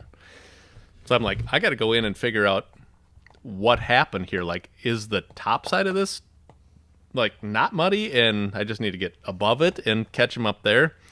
And so I went into the chute and start making my way up, and all of a sudden I see you up there. And I didn't know it was you actually at that minute, but I could see the camera boat. I'm like, well, that's got to be teal up there then. And all of a sudden it's like, oh shit, I realized what happened. And you guys went up through there. I think Tom Howland went through there too, didn't he? Tom Howland is, so not to out him, I have a lot of respect for the dude, right? But he's an amazing guy. I trolling motored in, and he came idling in behind me. Oh, what, the big motor? Big motor. Oh, so that's what really muddied it up then. Okay. I'm surprised because there was... And then he left, and then you add 2 camera boats to that? Yeah. So that's 1, 2, 3 boats coming out in and out twice. So that's 6 times. Yeah. Boats coming in and out, and then me twice. So that's 8 times that channel being messed with, and they were just getting there, like, and they were continuing to get there, right? And they weren't used to that noise in that bay, period. Just noise at all, trolling motor, anything. Mm-hmm. And I saw Tom Howland in there Monday when I went to check it, and in the back it got better where I started. Yep. And like cut frog, I'd have a blow up, and I'd have to shake it out of that fish, and before the frog would get back up, another one would grab it, shake it off. Before the frog would get back up, I'd have 4 bites every cast on that something stretch. when you find that, isn't it? But Tom Howland idled in and out on Monday, and he came up to me and he's like, "How'd you find this?" I was like, I don't know. How'd you find this? He's like, I've been fishing this river 40 years. Yeah. And then he said that he saw Kevin Ruback here too, and we might. So I thought I thought I was gonna have some company back there. Okay. If that makes sense. Huh. And I knew that mouth was good, and I had caught fish from that mouth all the way down that riprap bank to the point. Mm-hmm. And I checked it Monday, and it was worse. And I checked the back, and it was better. Right. And that channel And in the middle was my, like, I was worried, that I'd catch one, and Tom or Kevin and would slide in there, muddy that immediately up, hop on the hot stretch, and I'm out. Right? And that's why I did what I did. Yeah, so to go back on it getting better on Monday, the water was still coming up, which is going to make that back better. Like, keep making it better. That's why I went back there, is because I thought they were coming to me, and I thought, like, everything outside of me was slowly getting worse, and everything in there was slowly getting better, like, in my mind. Mm-hmm. But it was not the case. It wasn't. It wasn't the case. So River Rule 101 got broken, or was it rewritten, I think. Rewritten for that day? By watch the pressure in your area, not only the water levels. But, so anyway, carry on with the so like you would see mutter, like you got to watch that mouth. I did not. Yeah, I looked up and saw you guys up there coming, like you're 1,000 yards in front of me at this point. Mm-hmm. And I'm like, oh my God. And this is just mud washing out at this point, like literal mud. And I'm like, if they idled all the way up there, this is mud for 1,000 yards. And I'm like, I have other areas I can go to. I didn't plan on it because I wanted to sit there and just crack on them all afternoon long. I'm like, and while I'm looking at this, all of a sudden Walker Krampus, who took the long way in there, he was a later boat draw, but he took the long way to get in. Only reason we know that is because he took the long way out and almost didn't make it back. But he comes in, and as he's slowly getting to me, he's like, "Oh no!" I can hear him say, "Oh no, Ron's on the spot," and I felt bad for Walker instantly because I've been there before. Like you tried it. That clean seam was like, whether we were blowing it out or not, that stretch he was on was freaking good. But it was less consistent. So I was camping just up from there all week. So I went back and forth through there all week long. When I found out you were camping there, I was like, fuck. Immediately. I was like, goddamn. You fucking live there? Oh, shit. Yeah. Well, then never mind. Maybe what I found isn't that sneaky. Yeah, so I went back and forth, and I obviously didn't have a hook on and would go along there because the sweet spot back then, like before this all happened, was that little seam along the riprap down in the bottom. It's getting slowly worse and worse and worse. Right. And I'm like, and the water was coming up. Everything made perfect sense. Like the water was coming up, that seam was getting worse, and I wasn't hooking them. And there was a couple locals that were fishing down in their area, but they weren't really fishing right, I should say. So I'm like, no, that's just going to get worse. They're coming to this seam, and every day I checked on them, it's like they're freaking loaded in there. Like 40, 50 fish sitting in the very first cast I made into that thing. I shouldn't have made a cast in there, but I was going along with a spook. I fucking caught 3 of them. Fuck it. But I did on accident. Like I threw in there and caught a 5-pounder. You could have thrown anything you wanted. Yeah. Yep. You could have thrown a wacky rig hot dog, a fun dog, freaking wacky rigged with a big circle hook. Caught one, big one. They're eating everything. Yeah. I could throw a down current, up current, sideways, any way I wanted. Yeah, and they're just when they were right there, they wanted to eat. In hindsight, that's the whole reason they're sitting there. Yep. And then they go on in. Yeah, to eat more. and to live a better life up by where you were. They don't have to work so hard. Right. So yeah, I'm all week. I'm like, please. And I talked to my wife, I don't know how many times, just like, this is gonna be fun. She's like, you don't know who else found it. She always gives me the Reality check. I got you. So she's a grounding woman. Kathy's a very grounding woman. You know Kathy. So. I've had her lasagna enough to know that I felt grounded afterwards. It grounded me right into that couch, and I was like, Kathy makes some excellent lasagna. She's a pretty good cook. Well, and you weren't wrong. I found that shit too. Yeah. Yep. Yeah. So Kathy's like, you don't know who found that. Just you keep looking, keep doing your thing. And I fished. I feel like fished on La Crosse like really hard. Like me too. From sunrise to sunset every day, like really hard. And I wanted to win that one bad, and I know you wanted to win that one bad. I did. So the way it played out when Walker came up at the end and didn't get his spot, and he went down to that. Just down current. Yeah, went down current to the seam. So there's clean water coming out of this little chute about a boat width wide, I would say. And it was all muddy water coming on the river. It was a muddy water situation, and there was clean water coming out of this backwater down this little thing. And it would make a seam. I think of Taku on Smith Lake when I'd watch him fish that like oxbow clean That's a seam. Very good analogy. That's exactly what I thought of when I saw it in practice. I'm like, that is exactly what this is. Like, and there was a clean seam of water that would run down until the main river would deflect off the point of this riprap point, and that's when they would mix and it would stop being clean. Yep. So there's this good clean stretch going into like where this current came out of this little freaking boat width wide thing and into the backwater where that clean water was. And the largemouth wanted to be up in that backwater, and the smallmouth seemed to be happy on that clean seam, on that riprap bank. And then you'd have those largemouth filtering in between the riprap and where that clean water came out. Right. That was my assessment of like all that was going on. Yeah. And if you'd look at it in the morning or the evening, those smallmouth would get up in there and like they would be in that seam too. Like, oh yeah, the only way I can describe this is, are you going to sit on the sidewalk, which is that current seam that's going down all the way along there to that riprap? Are you going to sit on the sidewalk if you want something to eat, or are you going to go in the frickin' restaurant?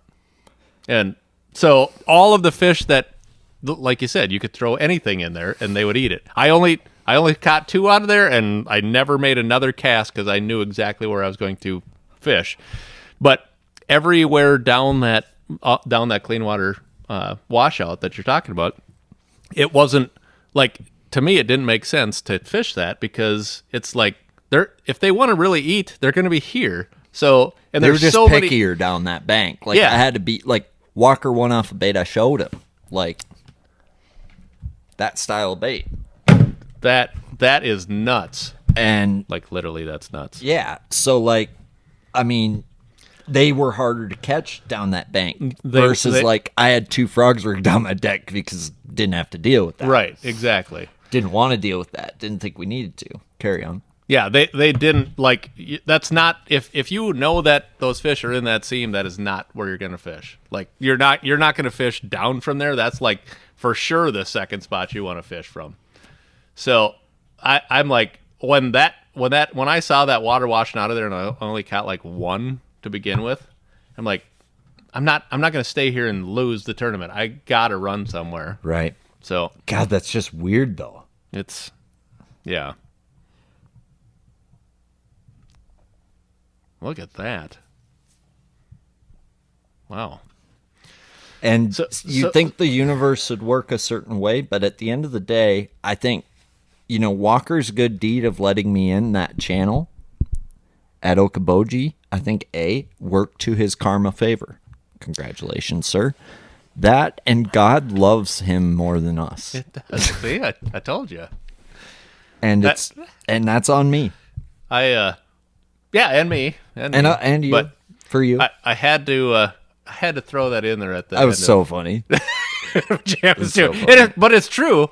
I mean, if you actually look at it from the outside in, it's probably God probably does love Walker more than us. I think so. But I'm okay. And that's okay. I'm okay with that. Yeah. I'm glad he loves Walker more than us, and not like some shitball. Like, Walker's a good fucking dude. You know? For sure. Like, if God's going to love somebody, I'm glad it's Walker. And it's somebody that I can watch for a lot of years to come when I'm done fishing, because he's what is he now? 22 years old. Walker's my fucking boy. Yeah. Fucking love that. Yeah. Absolutely. So I can watch him forever. I get to watch you for a lot of years. When I say screw this, Starting to feel like I'm a done washed with up it. local, but Whatever. this game is hard, man. Whatever. I'm just gonna be straight up with you. It's like, the losingest sport there is. and it's getting losinger. Like in a way, like it's freaking harder and harder. I feel like every year to succeed and compete. Like I'm not saying I can't hang. I feel like I can hang. Oh, for sure. But for sure you can. I'm not- You're in the but- championship for. but champions I'm hanging tour, by like I don't have the time on the water like that I wish I had. Like it takes like I've been just putting in some time between Alhambra and the championship just because like I feel like I haven't been getting my reps in maybe like I should be, because I feel like that's like like what I'm up against. You know? Yep. I'm up against reps. A lot of them. I don't know what to say about. These guys are good, man. They're all good If you're penciling sharp, they'll bust it in half. for sure. But so you're fishing against. Okay, so you're fishing against a lot of the best guys in the Midwest. Okay, so we've had guys from Indiana, from Ohio, from Iowa, North, South Dakota, Minnesota. So that's basically, I'd call that the Midwest. And you're not going to put your money in that if you don't have like a clue what's going on typically. I wouldn't. So now you're against the best, and only one person can win. It's not like basketball or baseball or football where it's just team wins? you got a 50-50. It's like you're competing against, for us for this year, you're competing against 67 guys that know what the hell's going on, and Right. you have to try to beat them to win. Like in football, you can be the weak left tackle, and they account for that, run it to the right side, still win a Yeah, championship ring. still get a W. Yep. And you're the worst player on the team, and Yeah. maybe wouldn't even make another team So due to cap space. Or yeah, right. And in fishing, it's either you or it's you and the bass. it's you That's and the the way I bass, and see if you don't do it, you lose. Second place. Everybody Second loses. place is a loser. It's the losingest sport there is. I've had a few second places now in the champions tour, and I don't like it. You have too. Seconds and thirds and Yeah. fifths, and no, I've It's knocked just- on the door. I haven't broke through, and I'm ready, dude. And I know you are too. I know you are. And it's coming. But that's the thing that I run this past Kathy all the time, and she yells at me for it. But every tournament that you fish, let's just say the Champions Tour here. Every Champions Tour that you fish, and you don't win, that's one closer to never winning one, and it just drives me nuts. Like, I want to win one of these. Like, Yeah. I want to win one bad. I don't care if I win 1 or 100, but I want to win one of them. I want to win one of them, too. Yeah, and Yep. it just drives me nuts that I'm on. This is year 4 that I've been in there now, and I've like I said, I've taken some seconds, and that's even worse. Like I tell Kathy all the time, like, you know what? I'd rather take like almost the last money spot just so I get money, because otherwise she's gonna yell at me. But just so I get money, then take second, because you beat yourself up for so long after that. Like I don't want to take second. I want to win, or like it's so much easier on your mind if you're not close to winning. Like if you know you were that close and didn't close, it's like, and God damn it. dude, that's biting me more than anything. Is I feel like, the river, for example, right? I've Yeah. been close a few times. Bogey, I couldn't even see the scoreboard; it wasn't working, so I didn't even know I was choking. Okay. Right on Bogey, the app Okay. was down for a little while, right? So I didn't even know I was choking that one away. Every time I'm like, "Is the app up?" They're like, "No, but it says you're still in first." I'm like, "Yeah, but the app's not up." Oh, yeah. Hunter won that. Yeah, one. Hunter was taken ahead, right? And then, the first one I was ever in the driver's seat was Gull, and Noah beat me. And when Noah's freaking on a charge behind you, Look the hell out. I got Schultz that one, right? But like the river was, extra hard, the hardest one, because I feel like there's nothing I could do.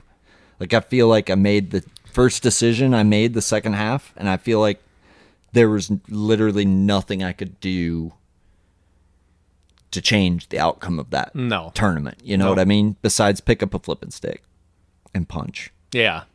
And you don't know if they would have bit that either. Like, I don't, and they were just eating a frog so good beginning of that half, and like the funny thing is I had to run to, since that water was coming in like that, me and my marshal and the camera gal and the chase boat had to run into the middle of the worst stuff you could get into down there, which is why no one else was there. But I had a spot in there where I had one blowhole that had so many fish in it, kind of like what you were talking about for up north. But I had one spot that had so many fish in it, and I got down there and I caught one out of it, and it just kind of went, and that was it. And I punched and punched and punched and punched that because it was really good milfoil under the cheese. And I they're here. I just got to like land on them somehow, and it was that.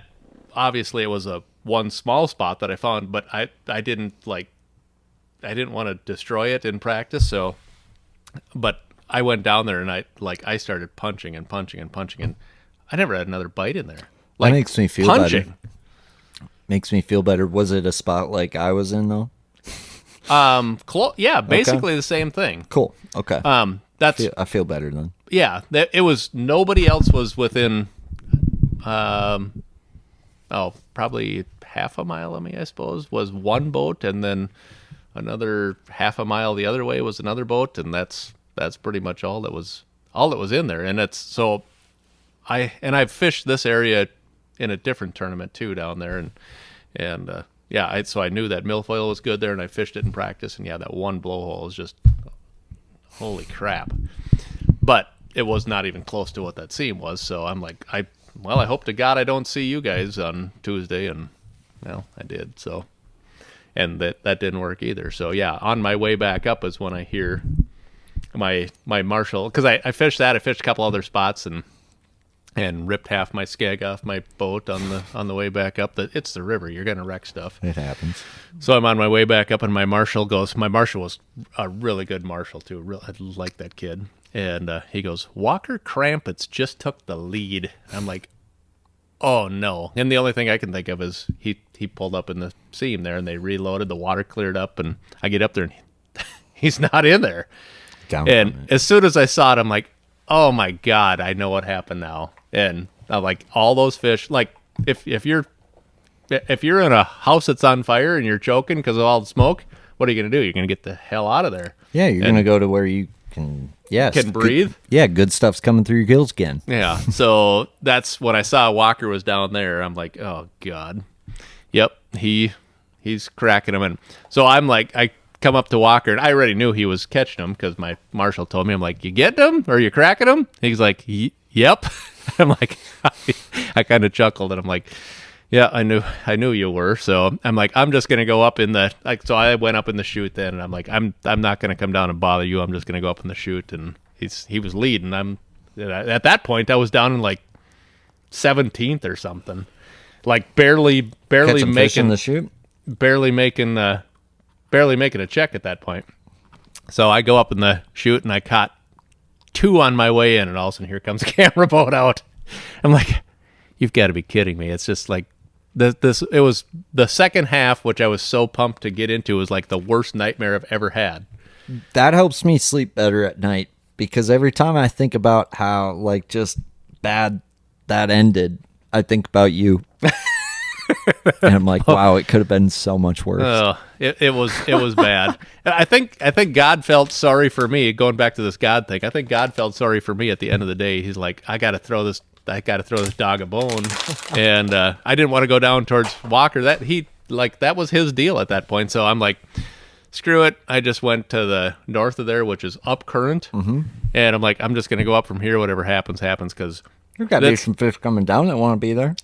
That's what I'm just like, I got to fish somewhere, and I only have a little bit of time left. And then the last 10 minutes, I caught 8 bass north of there. And I'm like, like as Walker's running past me, I'm weighing my last fish, and I'm like, because I was thinking, like, you're in second, as far as I can tell, and Walker's in first, and I'm like, okay, if 1 and 2 aren't leaving, I ain't freaking leaving till they're leaving because I know my way back. Well, I was waiting till Walker left, and then I forget how it went down, but like Walker left before us. Yeah. And I followed you back, and we beat Walker by 2 minutes. For sure. When I saw Walker go out towards because I knew how long it took to get down there. I'm like, we gotta go. Like that's what. But then I kept catching him. If I wouldn't have caught all those fish, I'd have been gone like 5 minutes before that. Remember that Talk Classic video? I knew it. Oh yeah, I gotta go. We caught him on the chartreuse crankbait. I gotta go. Yep. I knew it. Or no, that. Yeah. No, that. Huh? No, it wasn't. Yeah, it was. I knew it. Yeah. I knew it. I gotta go. Yeah. I gotta go. That was kind of me, but I don't know Japanese. Like why I can't read that's this English. Shit, I gotta go. Oh, that part I do know, and that is English. But I knew it. But he does throw some Jap words in there every now and then. Do you like my Japanese agricultural hat over there? It's the straw one. It looks like Chappie's hat. I know. That's I was trying to get Chappie here tonight, and I was going to have him wear it, but all in a good time. Yeah. So, anyways, we go to leave that place, and I'm weighing my last fish as Walker's running past, and I tie everything up, and I see you because you're down at basically the riprap seam at that Pretty point. much, yep. Well, Walker was on the other. Yeah, I had a fish, but I knew I was like feeling like I had an adjustment, then turned the corner, found out like that was pretty mopped up. So yeah, and again, I'm sitting there watching the whole thing. I know where you're at. I'm watching all my fish get caught down this way. I'm like, this is a nightmare. But so when Walker finally leaves and runs past me, I'm like, and I'm weighing that last fish. I'm like, we gotta go. And I had everything strapped down. I already had the trolling motor up even. I gotta go. Yeah. And so I throw my rod down, we take off, and we're probably 400 yards behind Walker at that point after we put everything in. And all of a sudden I'm like, he's going out to the channel, like the main channel. I'm like, that's not good because I'm pushing it to get back. Like everything's going to have to go flawless for me to make it back in time. We were cutting it. Yeah. And he made it on time. Yeah. Yep. Barely. Yep. I see you come behind me, and I'm like, well, Teal, we're going back, I guess. And we get back, and I turn around at you, and I'm like, Walker took the other way. Like, he went out to the main channel. I'm like, he's never going to make it back time because we're idling under the swing bridge at that point. That freaking black is long idle. Yeah, it is 6 minutes and 30 seconds from when you hit the bridge to when you can check in. I did not have a time that good. That's what it is. I was trying to give it 10.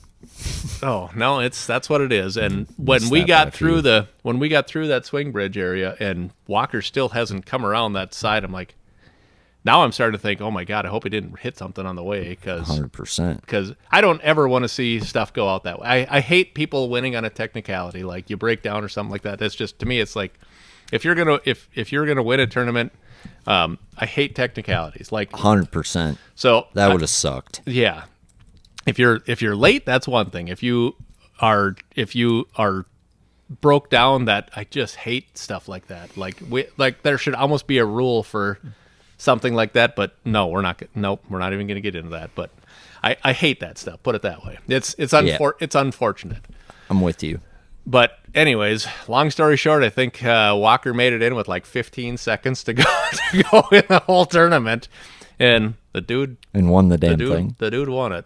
So that was I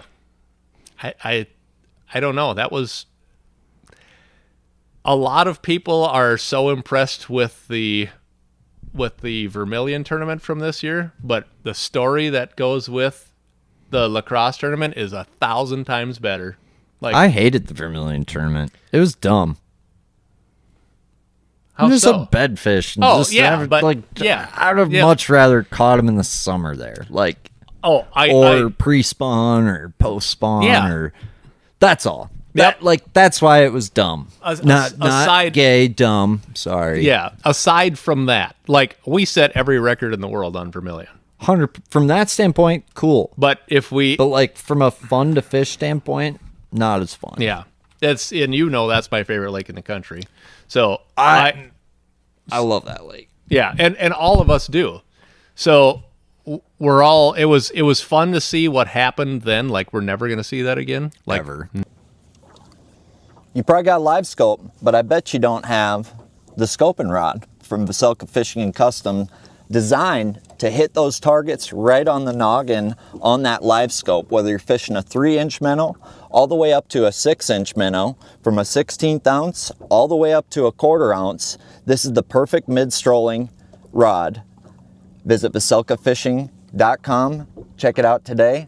Scope straight or scope home, ladies and gentlemen. Never. Nope. So it's and fun. I hope we don't. I hope we don't either. I hope that it doesn't put too much pressure, I guess I would say, on that lake coming up. But I think we're good there. Yeah, I do too, because Vermilion's more of a destination than it is like you're not going to get a lot of people that are going to like.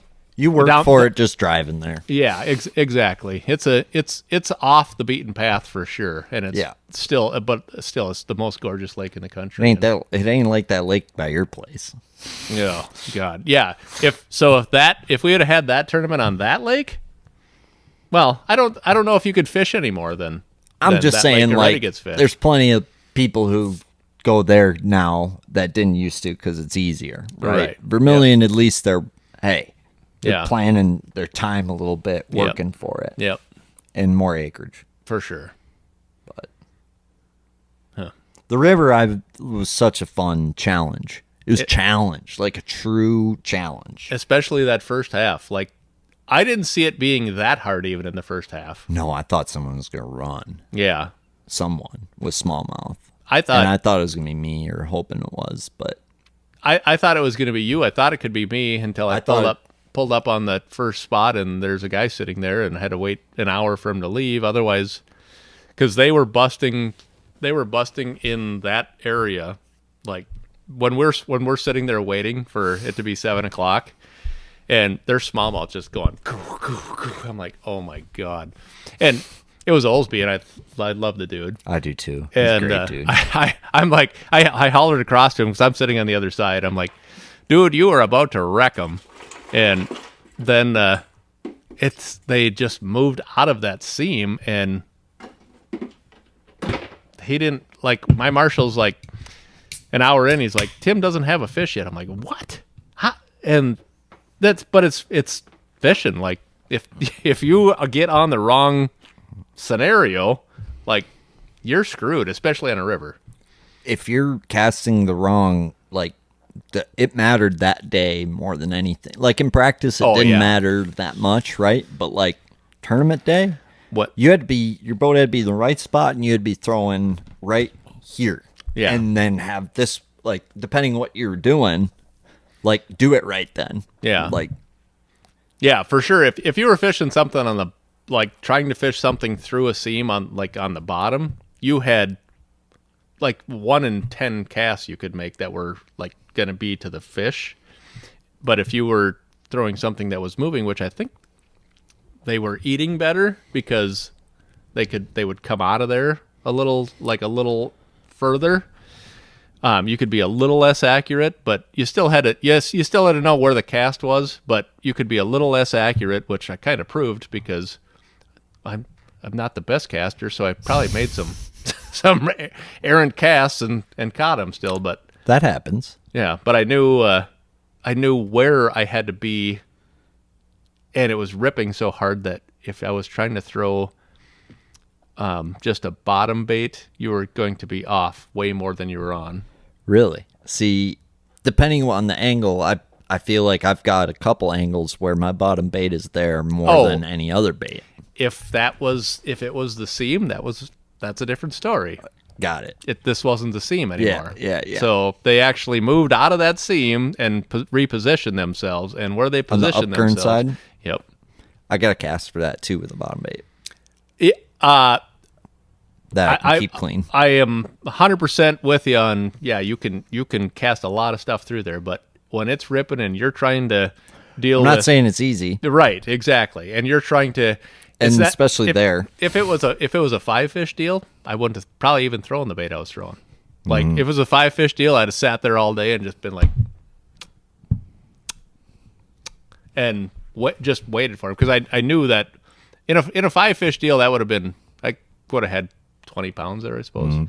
But sitting all day, and I wouldn't have cared. Like, you don't care when it's a 5-fish deal and you're catching one an hour or every 2 hours, you're like, no, that's fine. Yeah. When you know they're going to be there. But when it's a every fish counts kind of deal, you think way different. That's what was nice about that tournament. It was like you could actually think about positioning and not feel rushed on that stuff. And that helped me so much. In that morning especially. Yeah, in the morning, yep. And that's 100% why I caught him. If someone would have been charging up, I don't know if I would have. Same here, because it was so they were sitting in two different spots there, in that seam where, because you came up behind me that morning. Oh yeah, but they were right sitting before I left. There's a pretty really obvious seam. Yep. And that's where Tim started, and that he should have like caught him there. Like, I was thinking he's going to crack him there. I actually saw him come out of there, but they moved out of there. And I don't think I caught a fish in that seam the whole time I was there. They all moved out to the face, and that's where they all were. So now, in a 5-fish deal, no big deal. Oh, okay, well, they're here, so I'll just sit here all day now and crack them here. In an every fish counts format, you're like, okay, they're not here, now what? They're not here, now what? They're not here, now what? And you're moving so much faster than you would in a 5-fish deal. And, well, I was lucky they were on what I thought they moved to, because I knew with Tim sitting there, because Tim's a really good fisherman. Yeah. And I knew with him sitting there that they weren't there, and I pulled up and I looked like pretty hard, and they weren't there. And I'm like, okay, well then they got to be up here, because I just actually saw them blowing out of the water like an hour and 20 minutes before then. And so I got my boat positioned where I could make the right cast with that crankbait, and yeah, it's all of a sudden. And I lost two really big ones that morning too there, and it was like, but it's on trebles and really hard current, so it's expected. But my fish were positioned the same way on that second spot I went to, but I don't think the current was quite as hard, so I could position differently to do this deal. Oh, okay, yep. And I'm curious, now that you say that, if I could have done it there. I think if I could have caught him really good there. Not with you there, but because I know you're a guy who likes a bait caster in his hand, if you've ever messed with any of the BFS stuff. I have not, but I know... Which is a bait caster with yeah drag that throws light shit that a spinning reel throws. Almost like as good in a lot of cases, or better in some cases. And I had Dane make me this is Hayden's Spin Boss. But in a bait caster, and I put a BFS on it. I know. And I just thought you'd get a kick out of that. Holwig loves that BFS he stuff. messes with that. Yeah. I don't know. I didn't know he loved it. He tried to sell me his BFS Aldebaran, so I don't know how much he's messing with it, but I definitely feel like there's a place for it.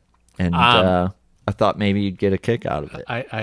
I might walk out of here tonight with that if you're not looking, so. Well, I'm not a fighter, so please don't. So to me, a spinning reel is just, and I actually got a bunch of messages from people after the Vermilion video, because they can't believe that I'm casting with my left hand and then I turn it over to my right hand to reel. It's not that big a deal.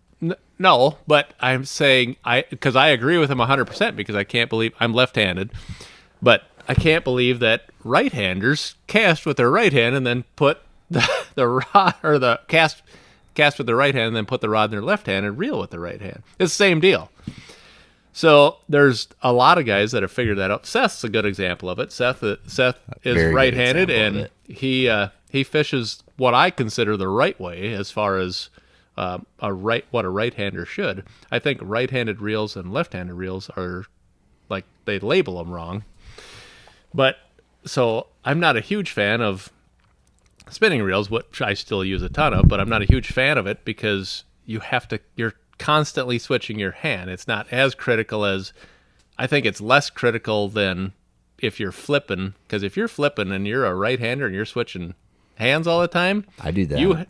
But you have your hand off that reel, like in the most critical point. Like if you're flipping and it's going down and you're switching hands and all of a sudden there's that thunk and you don't even have an idea, that could be like before you even knew there was a fish there. But if you're a left-hander like me and you flip out and all you got to do is, I don't even have to touch the reel with my right hand at all. You flip out and you feel that instantly.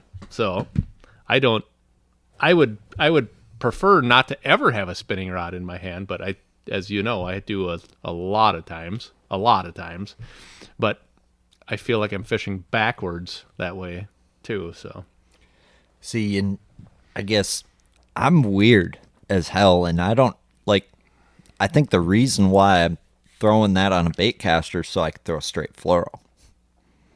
Oh, and not have issues. Okay. So that's straight 10-pound fluoro, and I don't have to retie a leader, nothing. Yep. And I can kind of lay the wood to them, but then back it off and have some drag. But like for me, I cast with my left hand, I flip with my right hand, and I make a one-handed skip with my right hand. But I make a two-handed cast or a roll cast with my left hand. And I reel both spinning and bait casting right-handed.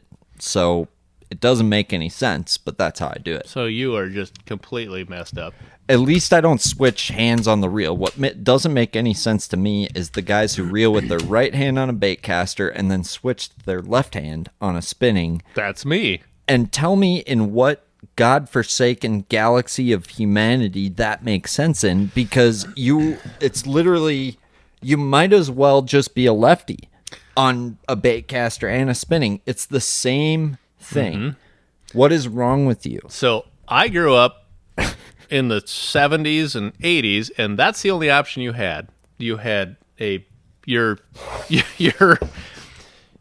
spinning reel had the handle on the left side, which is dumb. If you're a right-hander, it's dumb. Oh, actually, that's the proper way. I should say if you're a left-hander, it's dumb. But if you're a right-hander, that's the proper way because you never have to take your hand off the reel. Why the hell there is a handle on the right hand of a right-handed reel is beyond me.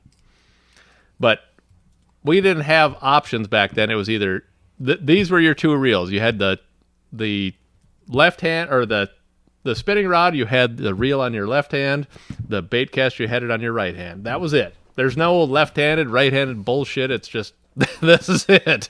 That's just the way it is. So that's how I grew up, and I'm like, so going to bait casters as I got older, because we didn't have we started out with the round bait casters, and they sucked. They were really hard to fish with. I mean, all the combos back then, I'm like, how the fuck did you guys cast that more than 30 feet? No, you didn't. You trolled with them You more than anything. trolled for big old daredevil. Yep.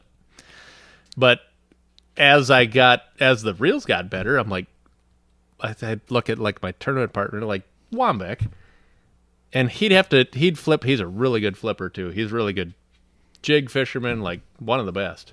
And I'd look at him like, you're switching your damn hand every time. Why are you doing that?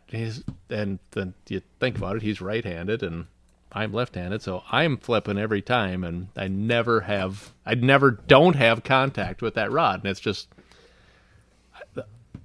And another thing is until it's a spinning reel. And then I'm you're like flipping Senkos. Yeah, thank God you can let them take that Cinco for a mile and have time to. Hook them in their arse. time to switch hands and set the hook. But with a jig, that's not always the case. No, especially a half or 3/4. Yeah, or it's kind of a big deal to be quick on that or trigger. a 1 ounce or a 2 ounce or. That's bigger than I've ever messed with. You mess with a 2? My rod is called the Big Rig. I know, but 2 is that's really big. That's really big. I can tell you I've won tournaments on Leech Lake. Just for example, I've won tournaments on Leech Lake throwing a 2-ounce. If you are punching, you have to punch through. You don't just 2-ounce them for fun. No. You have to punch through things. Throwing a 2-ounce is not fun ever. Like, no, it's not ever fun. It sounds awful. So I wouldn't do it if it wasn't a tournament, but you need that sometimes to get through. Yeah, and what kind of mat thickness are we talking? It's usually like cattail mats. Okay. Yep, that makes sense. So, and down south, like hyacinths. Hyacinths, yep. You get down to Amistad, and it's bamboo mats. Bamboo mats on. Watch out for the panda bears. Sometimes they're so tight that you couldn't get through them. This has been a few years since I've been there. How tight? They're pretty. I'm not. Like this is supposed to be a PG. Like a toiga. PG broadcast here. Otherwise, I'd give you an example. Like a panda. But you would need something, because otherwise it'd just lay on the top. Like that bamboo was so tight that like a toiga that you weren't getting through it unless you had something that would separate the tightness. Tight like a bass's asshole. I'm getting too far into this. Yeah, no, you started it. I know. But so yeah, that's anywhere from Censored Dad sucks.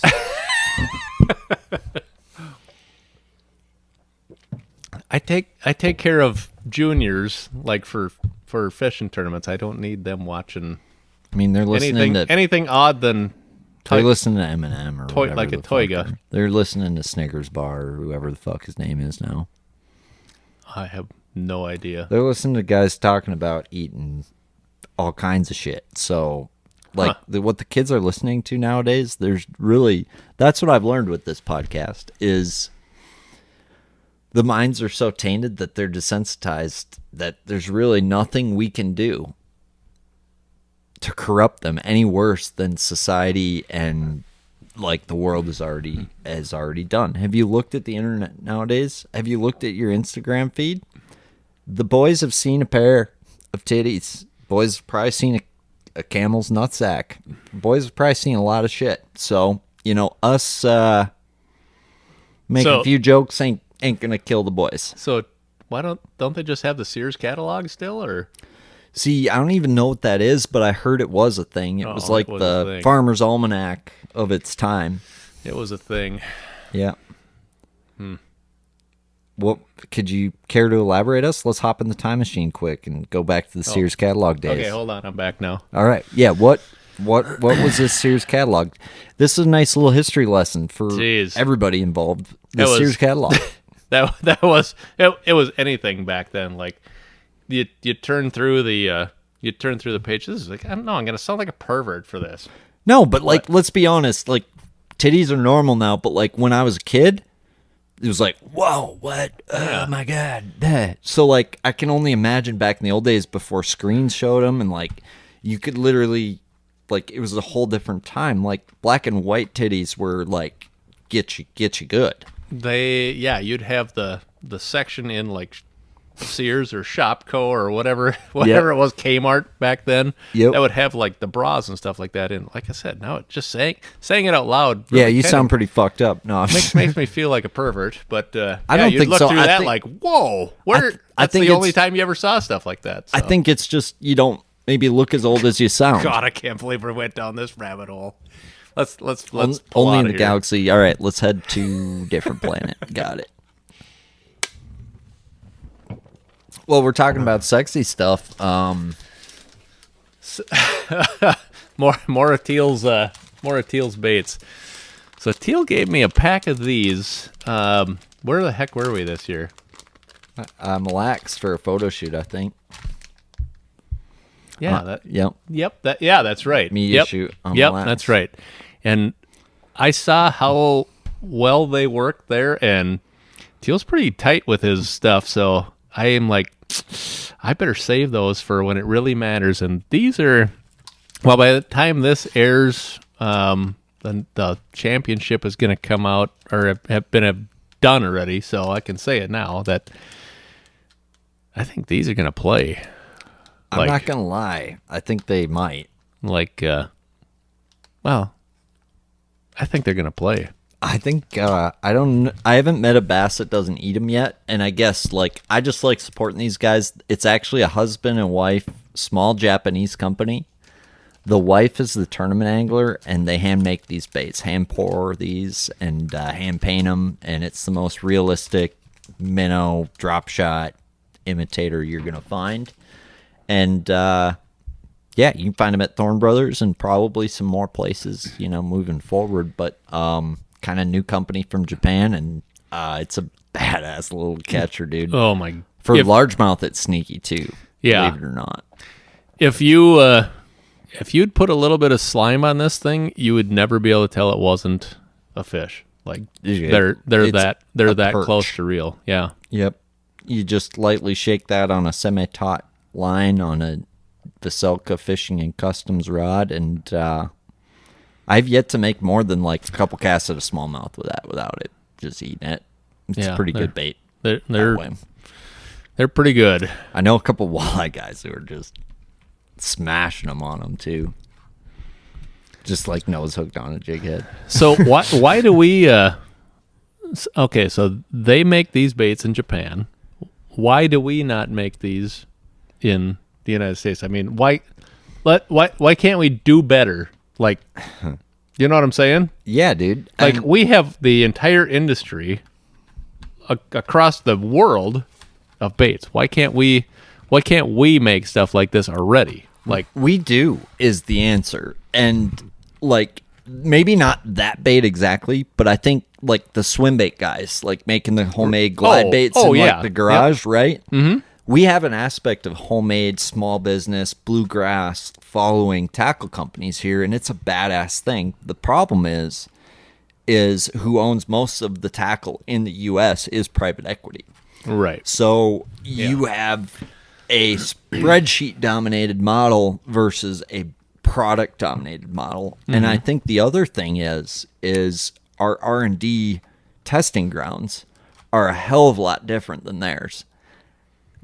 Every bait that you get from Japan is tested on the most pressured fucking pissed off, the most pressured bass on planet Earth times 10, okay? So every Japanese lure made is tested on the most pressured. So they fly over to Lake Coronis and fish and then Why go do you back? think I've been out there? Why do you think that's where I've been going? Okay, go on. But my point is, and not to mention the culture and the attention to detail, if we're talking knives, Japan makes the best knives, the best swords. Mm-hmm. They're known for making good shit, and they have the best testing grounds to make good shit. Yep. So I think that's the main difference. But I think the deeper message they run is it's always been that way. The drop shot. We forget that's a Japanese technique now. It's so freaking American. But that came from Japan. Yep. There's a lot of techniques that we use. The free use. rig. The free rig. There's That's so many techniques. The flick shake, the Nico rig. I mean, there's a lot of techniques that are so normal here now that we forget where they came from. So is it that we are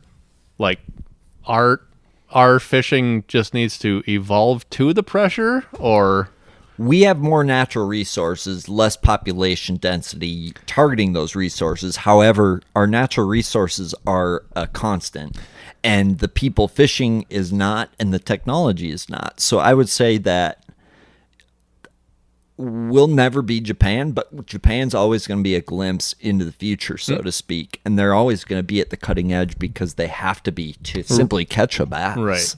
Catch a bass. Catch a bass. But so with that being said, why don't we just we have a ton of stuff in the United States that is supposed to resemble this or supposed to resemble that. Why don't we just make it to resemble exactly what the hell we're trying to That's been done so many times. But why? And all U.S. companies do is copy the Japanese companies. What do you think the fuzzy craze is right now?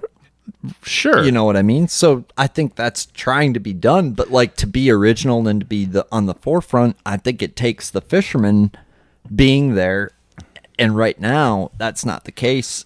Besides maybe a couple companies, what's happening right now is the suits and ties are dictating what products go out on the market, and they're paying pros to endorse those products versus the other way around, which in Japan, it's like these Galapagos baits, like Kato is a guide on Lake Biwa full time, and he makes these baits. Like these baits are tested in the toughest, most pressured lake in Japan that has 8 to 10 pounders in it. Like that's why this high roll is a special 3.5 inch minnow. It ain't just a 3.5 inch minnow. Right. But like if you just look at the package and didn't see it was Japanese writing instead of American, how would you know that, right? And that's, I think, like they're just really more intimate with the product, just like a Wheeler would be or a Fighter would be or a Fothergill would be here if they had complete control. And the difference is this Galapagos company, this is one guy. One guy, steer rod, high roll, making just badass baits. Walker and I caught 26 pounds on another freaking sweet bait. Like, freaking, what I'm saying is this is one guy, like, this is a fisherman who's literally watching the bass eat or not eat, watching how they're acting, Ron marrying that current seam. You know, like, that's the I hope difference. they catch them better than I did. But that's the difference, I think. And that's, I think, until you have that and the ability to produce products that are high quality here and have the factories and stuff to do it, that's the difference, is private equity versus freaking one guide on Lake Biwa, in my mind. So we don't have these baits over here besides if somebody We do have them. But if some... Thorne Besides Brothers. Yeah, besides if somebody's going to put it out there, which is what you do. I help promote Japanese products. Proud of you for it, little buddy. Thanks, buddy. So all of these baits, which that is, I don't know if you guys can see this or not, but maybe Teal can hold it up later, but that is the most realistic bait you could ever imagine. And even like feel, texture, everything. And like I said, if you put a little slime on it, which in the water it's going to feel that way anyways. And I've used this exact bait a couple times, and I've left it in the package ever since because I'm saving it for green when it matters. Yeah, for green. But well, Teal can set you up and get you all these baits, I guess, and that's Thorne just, Brothers is stocked up. Yeah, Thorne Brothers is stocked up. and we're gonna get you in shields here coming up too. That'd be great. I think Yuki and Masa would love that. Keita would absolutely love that. These are great Japanese folks, and, you know, it's funny, like, you could have bought Sakamata shads till your eyeballs fell out, 4 years ago. Mm-hmm. For 3-4 years. And that's how these products go. And it's like, you look at these pros like Easton and these guys, and what they're doing is they're finding that bait 2 years before everybody else. Yep. And while everybody's searching for a Sakamata shad, I can promise you the top guys, They already have the next best thing. they're throwing, whether it's a high roll or whatever it might be, that's all been developed from something. Everything comes from something, right? And like in fishing, everything builds upon something, and everything goes somewhat in a circle. And It's like a carousel. Yep. Goes round and round and up and down. Yep. And yeah, don't be afraid to try some new badass Japanese products. Take it one step at a time, but I can promise you it's like a super rewarding rabbit hole if you think about it right. And if you have a fishing style, whatever it might be, if you like fishing a jig, well, there might be a more compact jig or a more, big jig that you want to throw. Or if you're a Texas rig guy, maybe there's a profile on Lake Minnetonka they ain't seen yet that all of a sudden you're catching them, right? Or maybe you're looking for a setup that you haven't seen before. Dane Vocelka, can make it. Like, the fishing world is crazy, dude. And that's what's wild about it is, like, see that big old beaver over there? Do Live Beaver Magnum? It's that big black. Yeah, grab that off. Like, Do you want to know how big the fishing world is? That is a big black beaver Like, right there. do you want to know how wild Japan is? That is the biggest, blackest beaver you've ever seen. This would be number one in the ebony department on Pornhub right now. That's big black beaver. It's actually the first black beaver I've ever seen. To be honest with you, I just bought them because I thought they were fucking crazy. Huh. I put a big 6 out on them and just swam it, and the fucker just... I caught like a 4-pounder, 3 or 4-pounder. They tear up so bad. I'll never throw it again. But yeah, dude, like the world of fishing, like when you started fishing,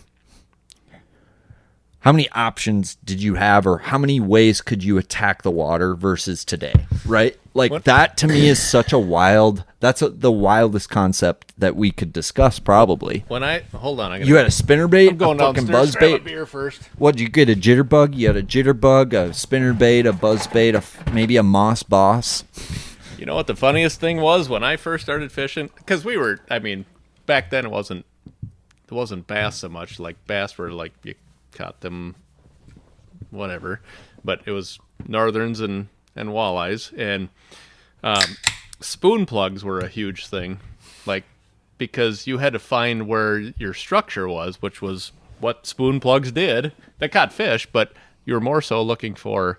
They were digging and trying to find where the rock was, and a lot of times where the weeds were, which was annoying as hell.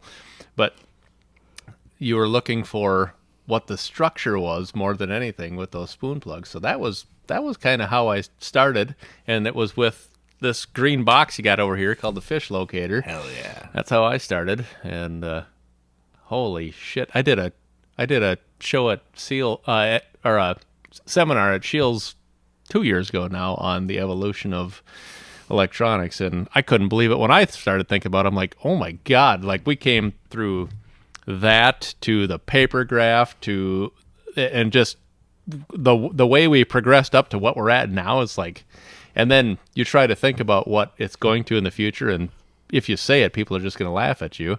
And I have a feeling I can predict what is coming up here, and there's a lot of people that aren't going to like it. If you don't like what's happening right now, you're probably not going to like what's coming. Do you got any ideas? Mm-hmm. What do you think?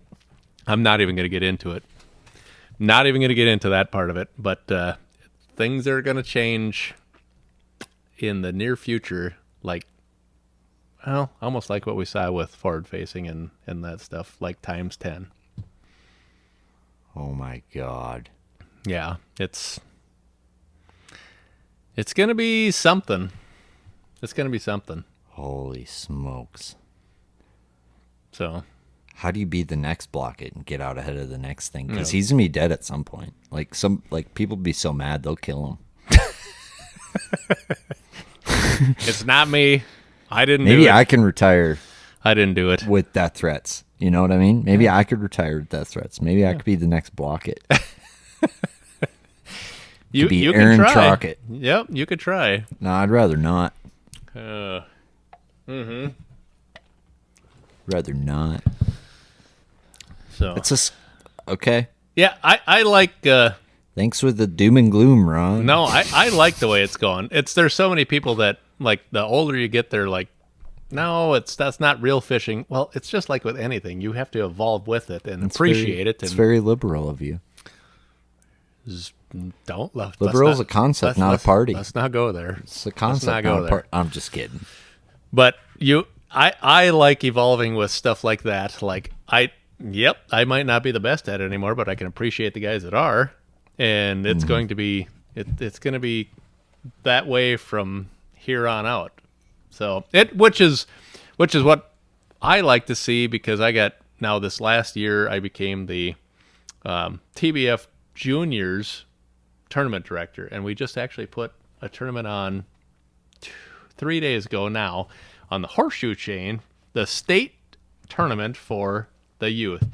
And the amount of fun that I saw those boys have in that, I'd say boys and girls, but there was, because there's several girls that fish too, and I love to see that. There was only boys in this one, but there was 23 of the best in the state that showed up for this tournament. and the amount of fish that they caught, like when I was young, if those fish were caught, it would have been like unbelievable. Like that'd have been Guinness would have had to be called. And now it's like that's almost the norm. Like, how the hell are 8th grade and under kids catching this big a bass? It took almost 17 pounds to win for 8th grade and under for 6 hours on the horseshoe chain. 5 fish. 5 fish. Damn. Might have beat me. For 5th place, it took almost 14 pounds. Like, wow. This is 8th grade and less, down to, like, there's a lot of them that were, like, 6th grade that were fishing. Jesus. And they're cracking on them. Like, I had an absolute blast doing that. We had Dane there with the Champions Tour trailer. We had Shields gave out a whole ton of stuff. Intune was there. They provided us with a meal afterwards. They provided us with a lot of help. And JP, our boy, did all the pictures for it. They're phenomenal. He does stellar work. He does. We don't call him Spielberg for nothing. Exactly. AWI gave some prizes for that. Daniel, our boy Daniel Fabiano, gave a ton of prizes. These kids are like so appreciative of everything. Like, and we had trophies and stuff for them all. Trophies for the top 5 even. And these kids are so appreciative of it because they haven't been through all that. It's so refreshing to see, like, when you're new to the success. Like, oh my goodness, I just did this or that, and they're all like, this is amazing. And we tend to take that stuff for granted. Like, take it for granted. Just like I was talking about before, where I'm almost pissed at 2nd place. Like, who doesn't look at that like, wow, that was amazing, huge accomplishment. We don't, but these kids do. Like, I took 2nd place, I took 10th place, I took 20th place, I don't care what it was. They're all like, this was awesome, and appreciate it so much more than us veterans of the sport, I guess I would say, do. And it's so refreshing to see. I almost want to just do that and not do anything else, because it's so they are so much more appreciative than any adults that I know. Future is bright is what Ron's saying. They'll grow up and they'll get into those shoes as well, and history repeats itself that way. But it's so cool to see these young kids just coming up and cracking on them now. Like, they are still appreciating it, and they're catching them. It's cool to see. So absolutely, stay off my shit. Well, I had to. They could be on anything, because I ran around. Kathy and I ran around. Kind of. Kathy and I ran around all day and took pictures of them and out fishing. And I can assure you, they were on all the way from Cold Spring all the way to the other end of Becker Lake, like, and down along. It's everywhere on the chain. Like, they figured out all the good stuff. So I'm like, of course they did. Yeah. But they didn't. Nobody was like on top of each other anywhere. Like, that's cool. All of those boats were spread throughout the chain. It was really cool to see. That's the beauty of the chain. I think the chain is the best. I mean, I ain't the tournament fisherman I am without the chain. Like, it's the chain is a really makes you versatile. It like, does. There's a lot of shit you can do. There's a lot of guys that talk about how Minnetonka, you got to go through Minnetonka to do anything. I believe that to an extent, but not as the rule of law. No. There's a lot of guys that come from outstate Minnesota that can really catch them too. And if you're up here, the chain has everything that if you were just going to pick a lake in our area, even the chain has everything that you need, just like Minnetonka has, to like hone your skills. Neither of them have that great a minnow scope and bite, though. So if you want to learn that, go somewhere else. That's probably, yeah, that is true. That is true. But pretty true. But you can do it. when you catch 20 pounds doing it, please message me on Instagram. I would like to know. I was going to leave that a secret. I'd like to know. I was going to leave that a secret. Like, You were doing that? Let them go do it. No. God, no. God, no. I just want to know when they do. No. But that... Those are my pets. The chain is... the chain's a place you can be so versatile. Like, it fishes like a lake and a river and all of it. Yeah. Frogging to football jigging. Yeah. Especially this year, there's so many current seams on that place that you can. That's the thing. High water is like, it's a different year everywhere here. Like around here with the high water, like Coronis, the water's dirty on Coronis. Rice hadn't been good in a while for me. But they've been just crushing them out there this year. Really? Like, yeah, I haven't been out there all year. All the term. I haven't either. I was there one day. Last year sucked, so that makes sense. Yeah, there's been a lot of big fish caught on. You want me to cut that the lake name out? Oh, I don't care. Everybody knows about it anyways. Right. But and it's like, it's good, but it's not like, oh my God, you're gonna go catch a 7-pounder good. yeah. Like, it's okay. Yep. It's just one of the good local areas, and which you can do all across the state. So Correct. But It's good to know it's back. yeah, Doing all right for time. where are we at? 2:14. Holy shit! Right? They always fly. Yeah, no shit. What you were gonna guess an hour 15? Yep. Yep. That's Because I've only pissed once.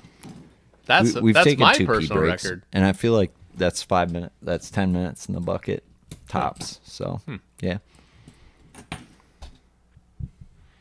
Nice. You been shaking a minnow much though, or don't you play with that much, or you find like non-traditional live scope ways?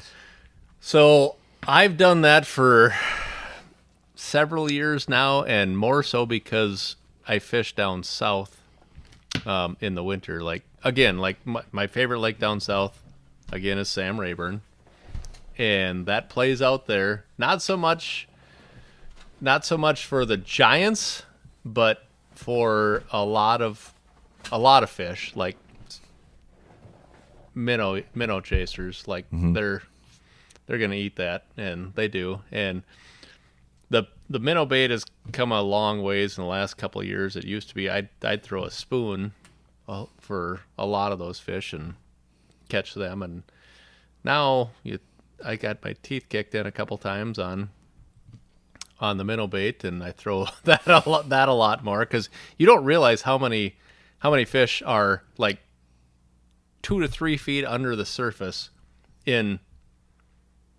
100 feet of water. Crazy. Like, it's weird. We don't deal with that up here as much. No, not even close. But Yeah. down there, it's like you don't realize it till you see it, and you think there's something else, and then you throw at him, and all of a sudden, and you got a 5-pound largie, and you're like, what the hell were you doing sitting there?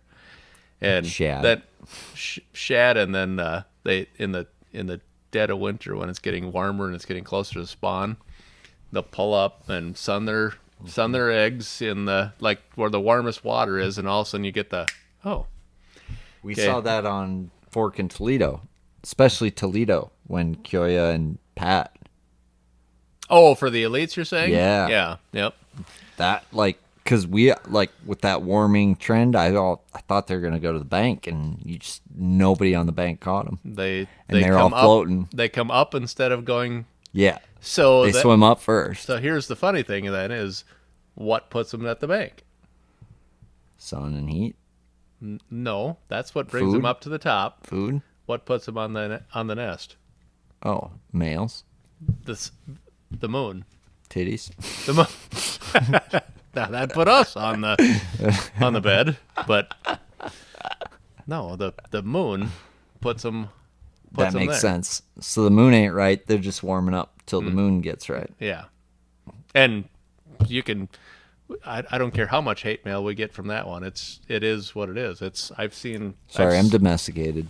I've seen it so many times that I believe in the moon phase. Like, I will literally watch everything around it just to say, okay, this is what they're gonna do. Besides the spawn, even, or just spawn? No. Well, so I believe in it big time around the spawn, but when you go to even just during the day, and there's so many people that are gonna be like, no, that doesn't hold true, because there's so many variables of it, but the majors and minors are a huge deal, and so many people don't follow it, so many people don't believe in it, and there's been times that I've been like, okay, you're supposed to bite right now because it's your bite window and you didn't, and then it pisses me off, but I believe you. Besides that's happened to me. I'm like, this is the juice. And then they bite. No. Oh yeah. And I'm like, fuck this moon shit. Nope. That's I've seen it many times, and I see it because I'm in the hunting world, obviously, too. I know it's a big deal in hunting. I know it's a big deal in musky fishing. I know it's a big deal with spawning. Yeah, but I'm more weather oriented when it comes to feeding. Weather trumps everything. Okay, I agree with that. Weather trumps everything besides sunrise and sunset. Got it. Is what that, and again, this is just just a dumb old fisherman, but weather trumps everything, and then it's sunrise and sunset. But if you're trying to pattern something during the day, it's going to be the majors and minors. Maybe I'm just that old school, I don't know, but I've seen it. Like, if I know when that's going to be and I can run to my best spots before it, that's what I'm going to do. Makes sense. So, but I'm not sitting in first in Champions Tour, so maybe I'm 100% wrong on that. Who is now? Charlie, I think, is, right? Oh, yeah. He's in the driver's seat. We're going to be watching that kid for a long time, too. That kid's a good dude, first off. Yeah. He's a good dude. Very humble dude. Humble as it comes, and lets his rod do the talking, and sneaky dangerous. Yeah. We'll have fun watching him. There's guys that are like, and don't get me wrong, I don't dislike the cocky guys, but he's not. He's like so humble, and I like to get everything to like in a bass fisherman. Yeah. Yep. And what's scary is I don't think he's gonna stub his toe on green. I don't know if he'll win. I think he's got as good a shot as anyone to win. I think as far as live scope goes, Charlie Wright is a favorite on green, but I'm out, like, as far as I'm concerned. And if anybody's close for AOI, there's a big gap between 10th and 1st. Oh, that way. For AOI. But if anybody's close, like, I just don't see him stubbing his toe there. No. Like, he's my pick for AOI. Like, I probably love some people who are Evan's gonna give him a run. I think Nipper could too. I think. See, so now we're Nipper's making our way down the list. a good friend of mine, so I'm not betting against him by any means. That dude can. He's a rookie this year. He's far from a rookie. Period. Exactly. Like, he's been a Charlie Wright sneaky in the shadows since I've fished against him. Yeah. Well, we all went down to Hartwell a couple of years ago for the national championship. Me and Joe came out of one league, and you and Dane and Nipper, and then Cizik and Severson. Yeah, Brandon and Severson came out of one, and Nipper and Charlie Brandt, or no. Forget his partner's name. No, I can't remember who. No, fuck. I can't remember who Nipper was fishing with. It is embarrassing. You stayed with them. Sorry, I know I did. Yeah, sorry, Nipper's partner. He's a good dude too. I bonded with that dude. You're gonna have to throw that in there, like put it on the screen. I'm not cutting it. I fucked it up. I'm sorry. I'm accountable. Okay, but regardless, long story short, Nipper can frickin' crack them. So I had to battle it out with him for the first two tournaments, and Charlie, and then that shit the bed on the third tournament. So now I'm out of it too, and now I can just go concentrate on hopefully trying to win a boat and not have to worry about angler of the year anymore, because I don't think I can even catch up. So As the great Seth Fighter once said on St. Clair, AOI is not my problem. And that's how I feel going into green. there you go. AOI is not my problem. Same. I'm gonna say same. But the 3 jockeying for it are freaking hammers, and I wish them the best of luck. Yeah, Evan's gonna be another one to watch for a long time. Like, that freaking kid can. Dude, he doesn't miss. No. He's due. Yeah, he's a hell of a stick. Dude, he catches them everywhere we go. Mm-hmm. Straight up. Mm-hmm. Him and Holwig are freaking both, in my mind, like both kind of that. Yep. Kind of fly under the radar, but just absolutely whack them everywhere we go. So me and Blakely and Chappie sat on a spot on Lahamadou at the end of, towards the end of practice. It was actually. Was that where he did his damage? Was that no? Okay. That was down from there, and it was. Chappie told me about what happened. Yeah, so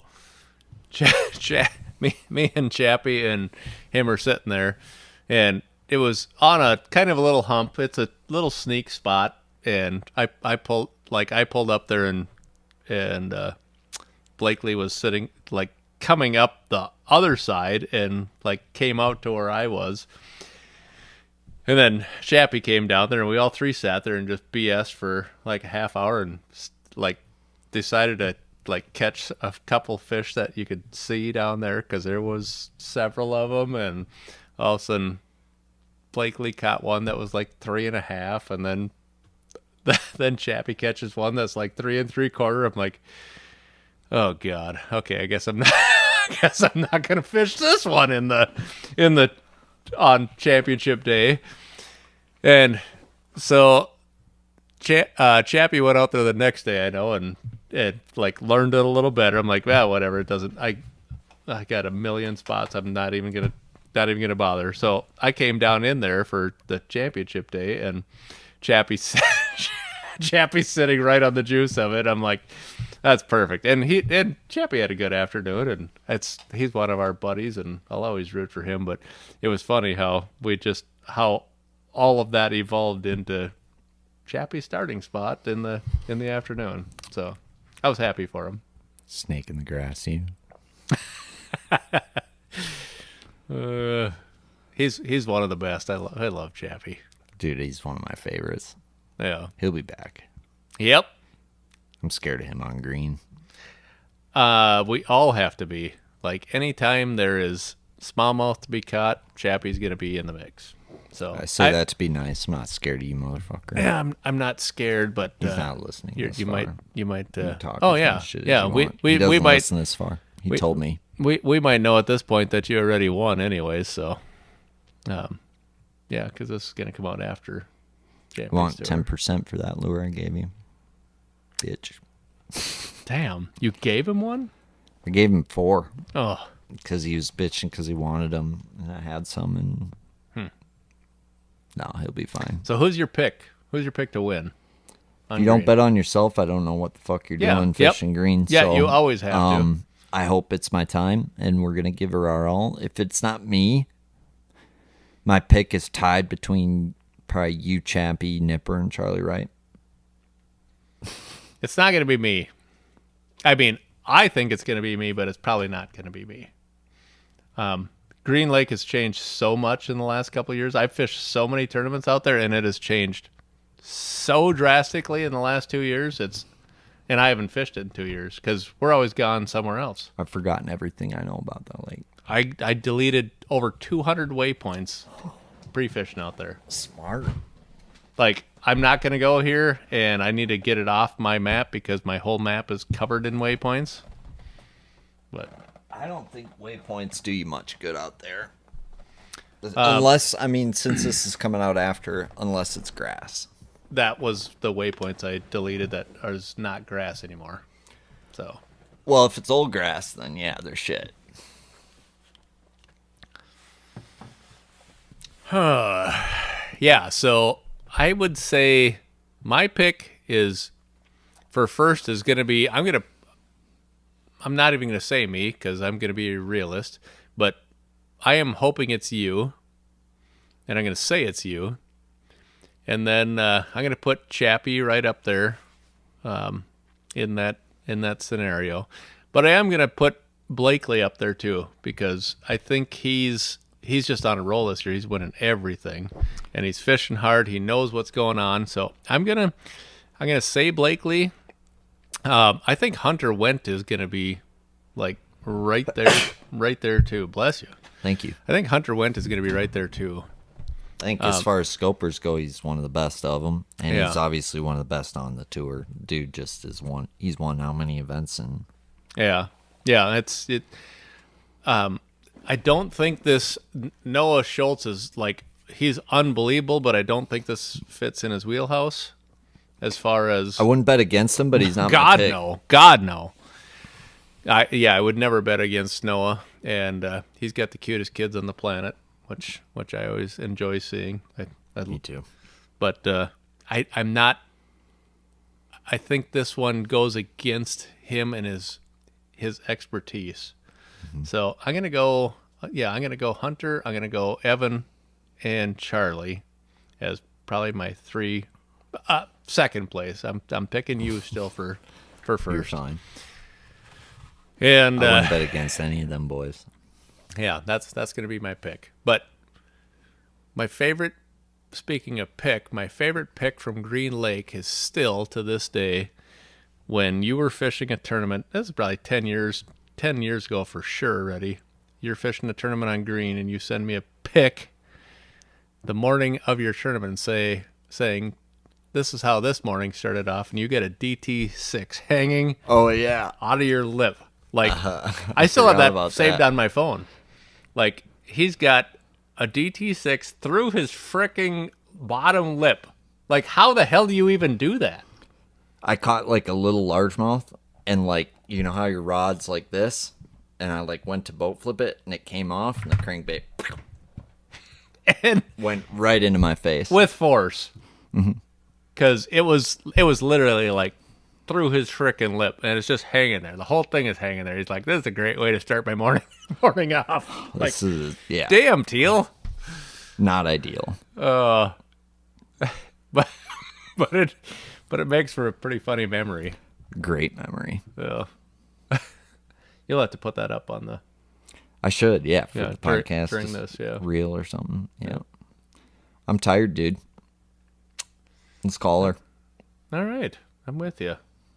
So we'll unleash a new bait from Japan quick on our way out. All right, what do we got here, Teal? This is the Matatachi Soft Hanitas 4. And that thing freaking walks and hovers, and it swims. Oh, and it's sticky. It freaking catches, I think. I think sticky. Green, it's going to catch them, to be honest. It think won't so? be, not primary, but secondary. It'll be in the secondary. Wow. That's a sticky hook. So what do they have for hooks on those? I don't know what brand it is, but you can also put a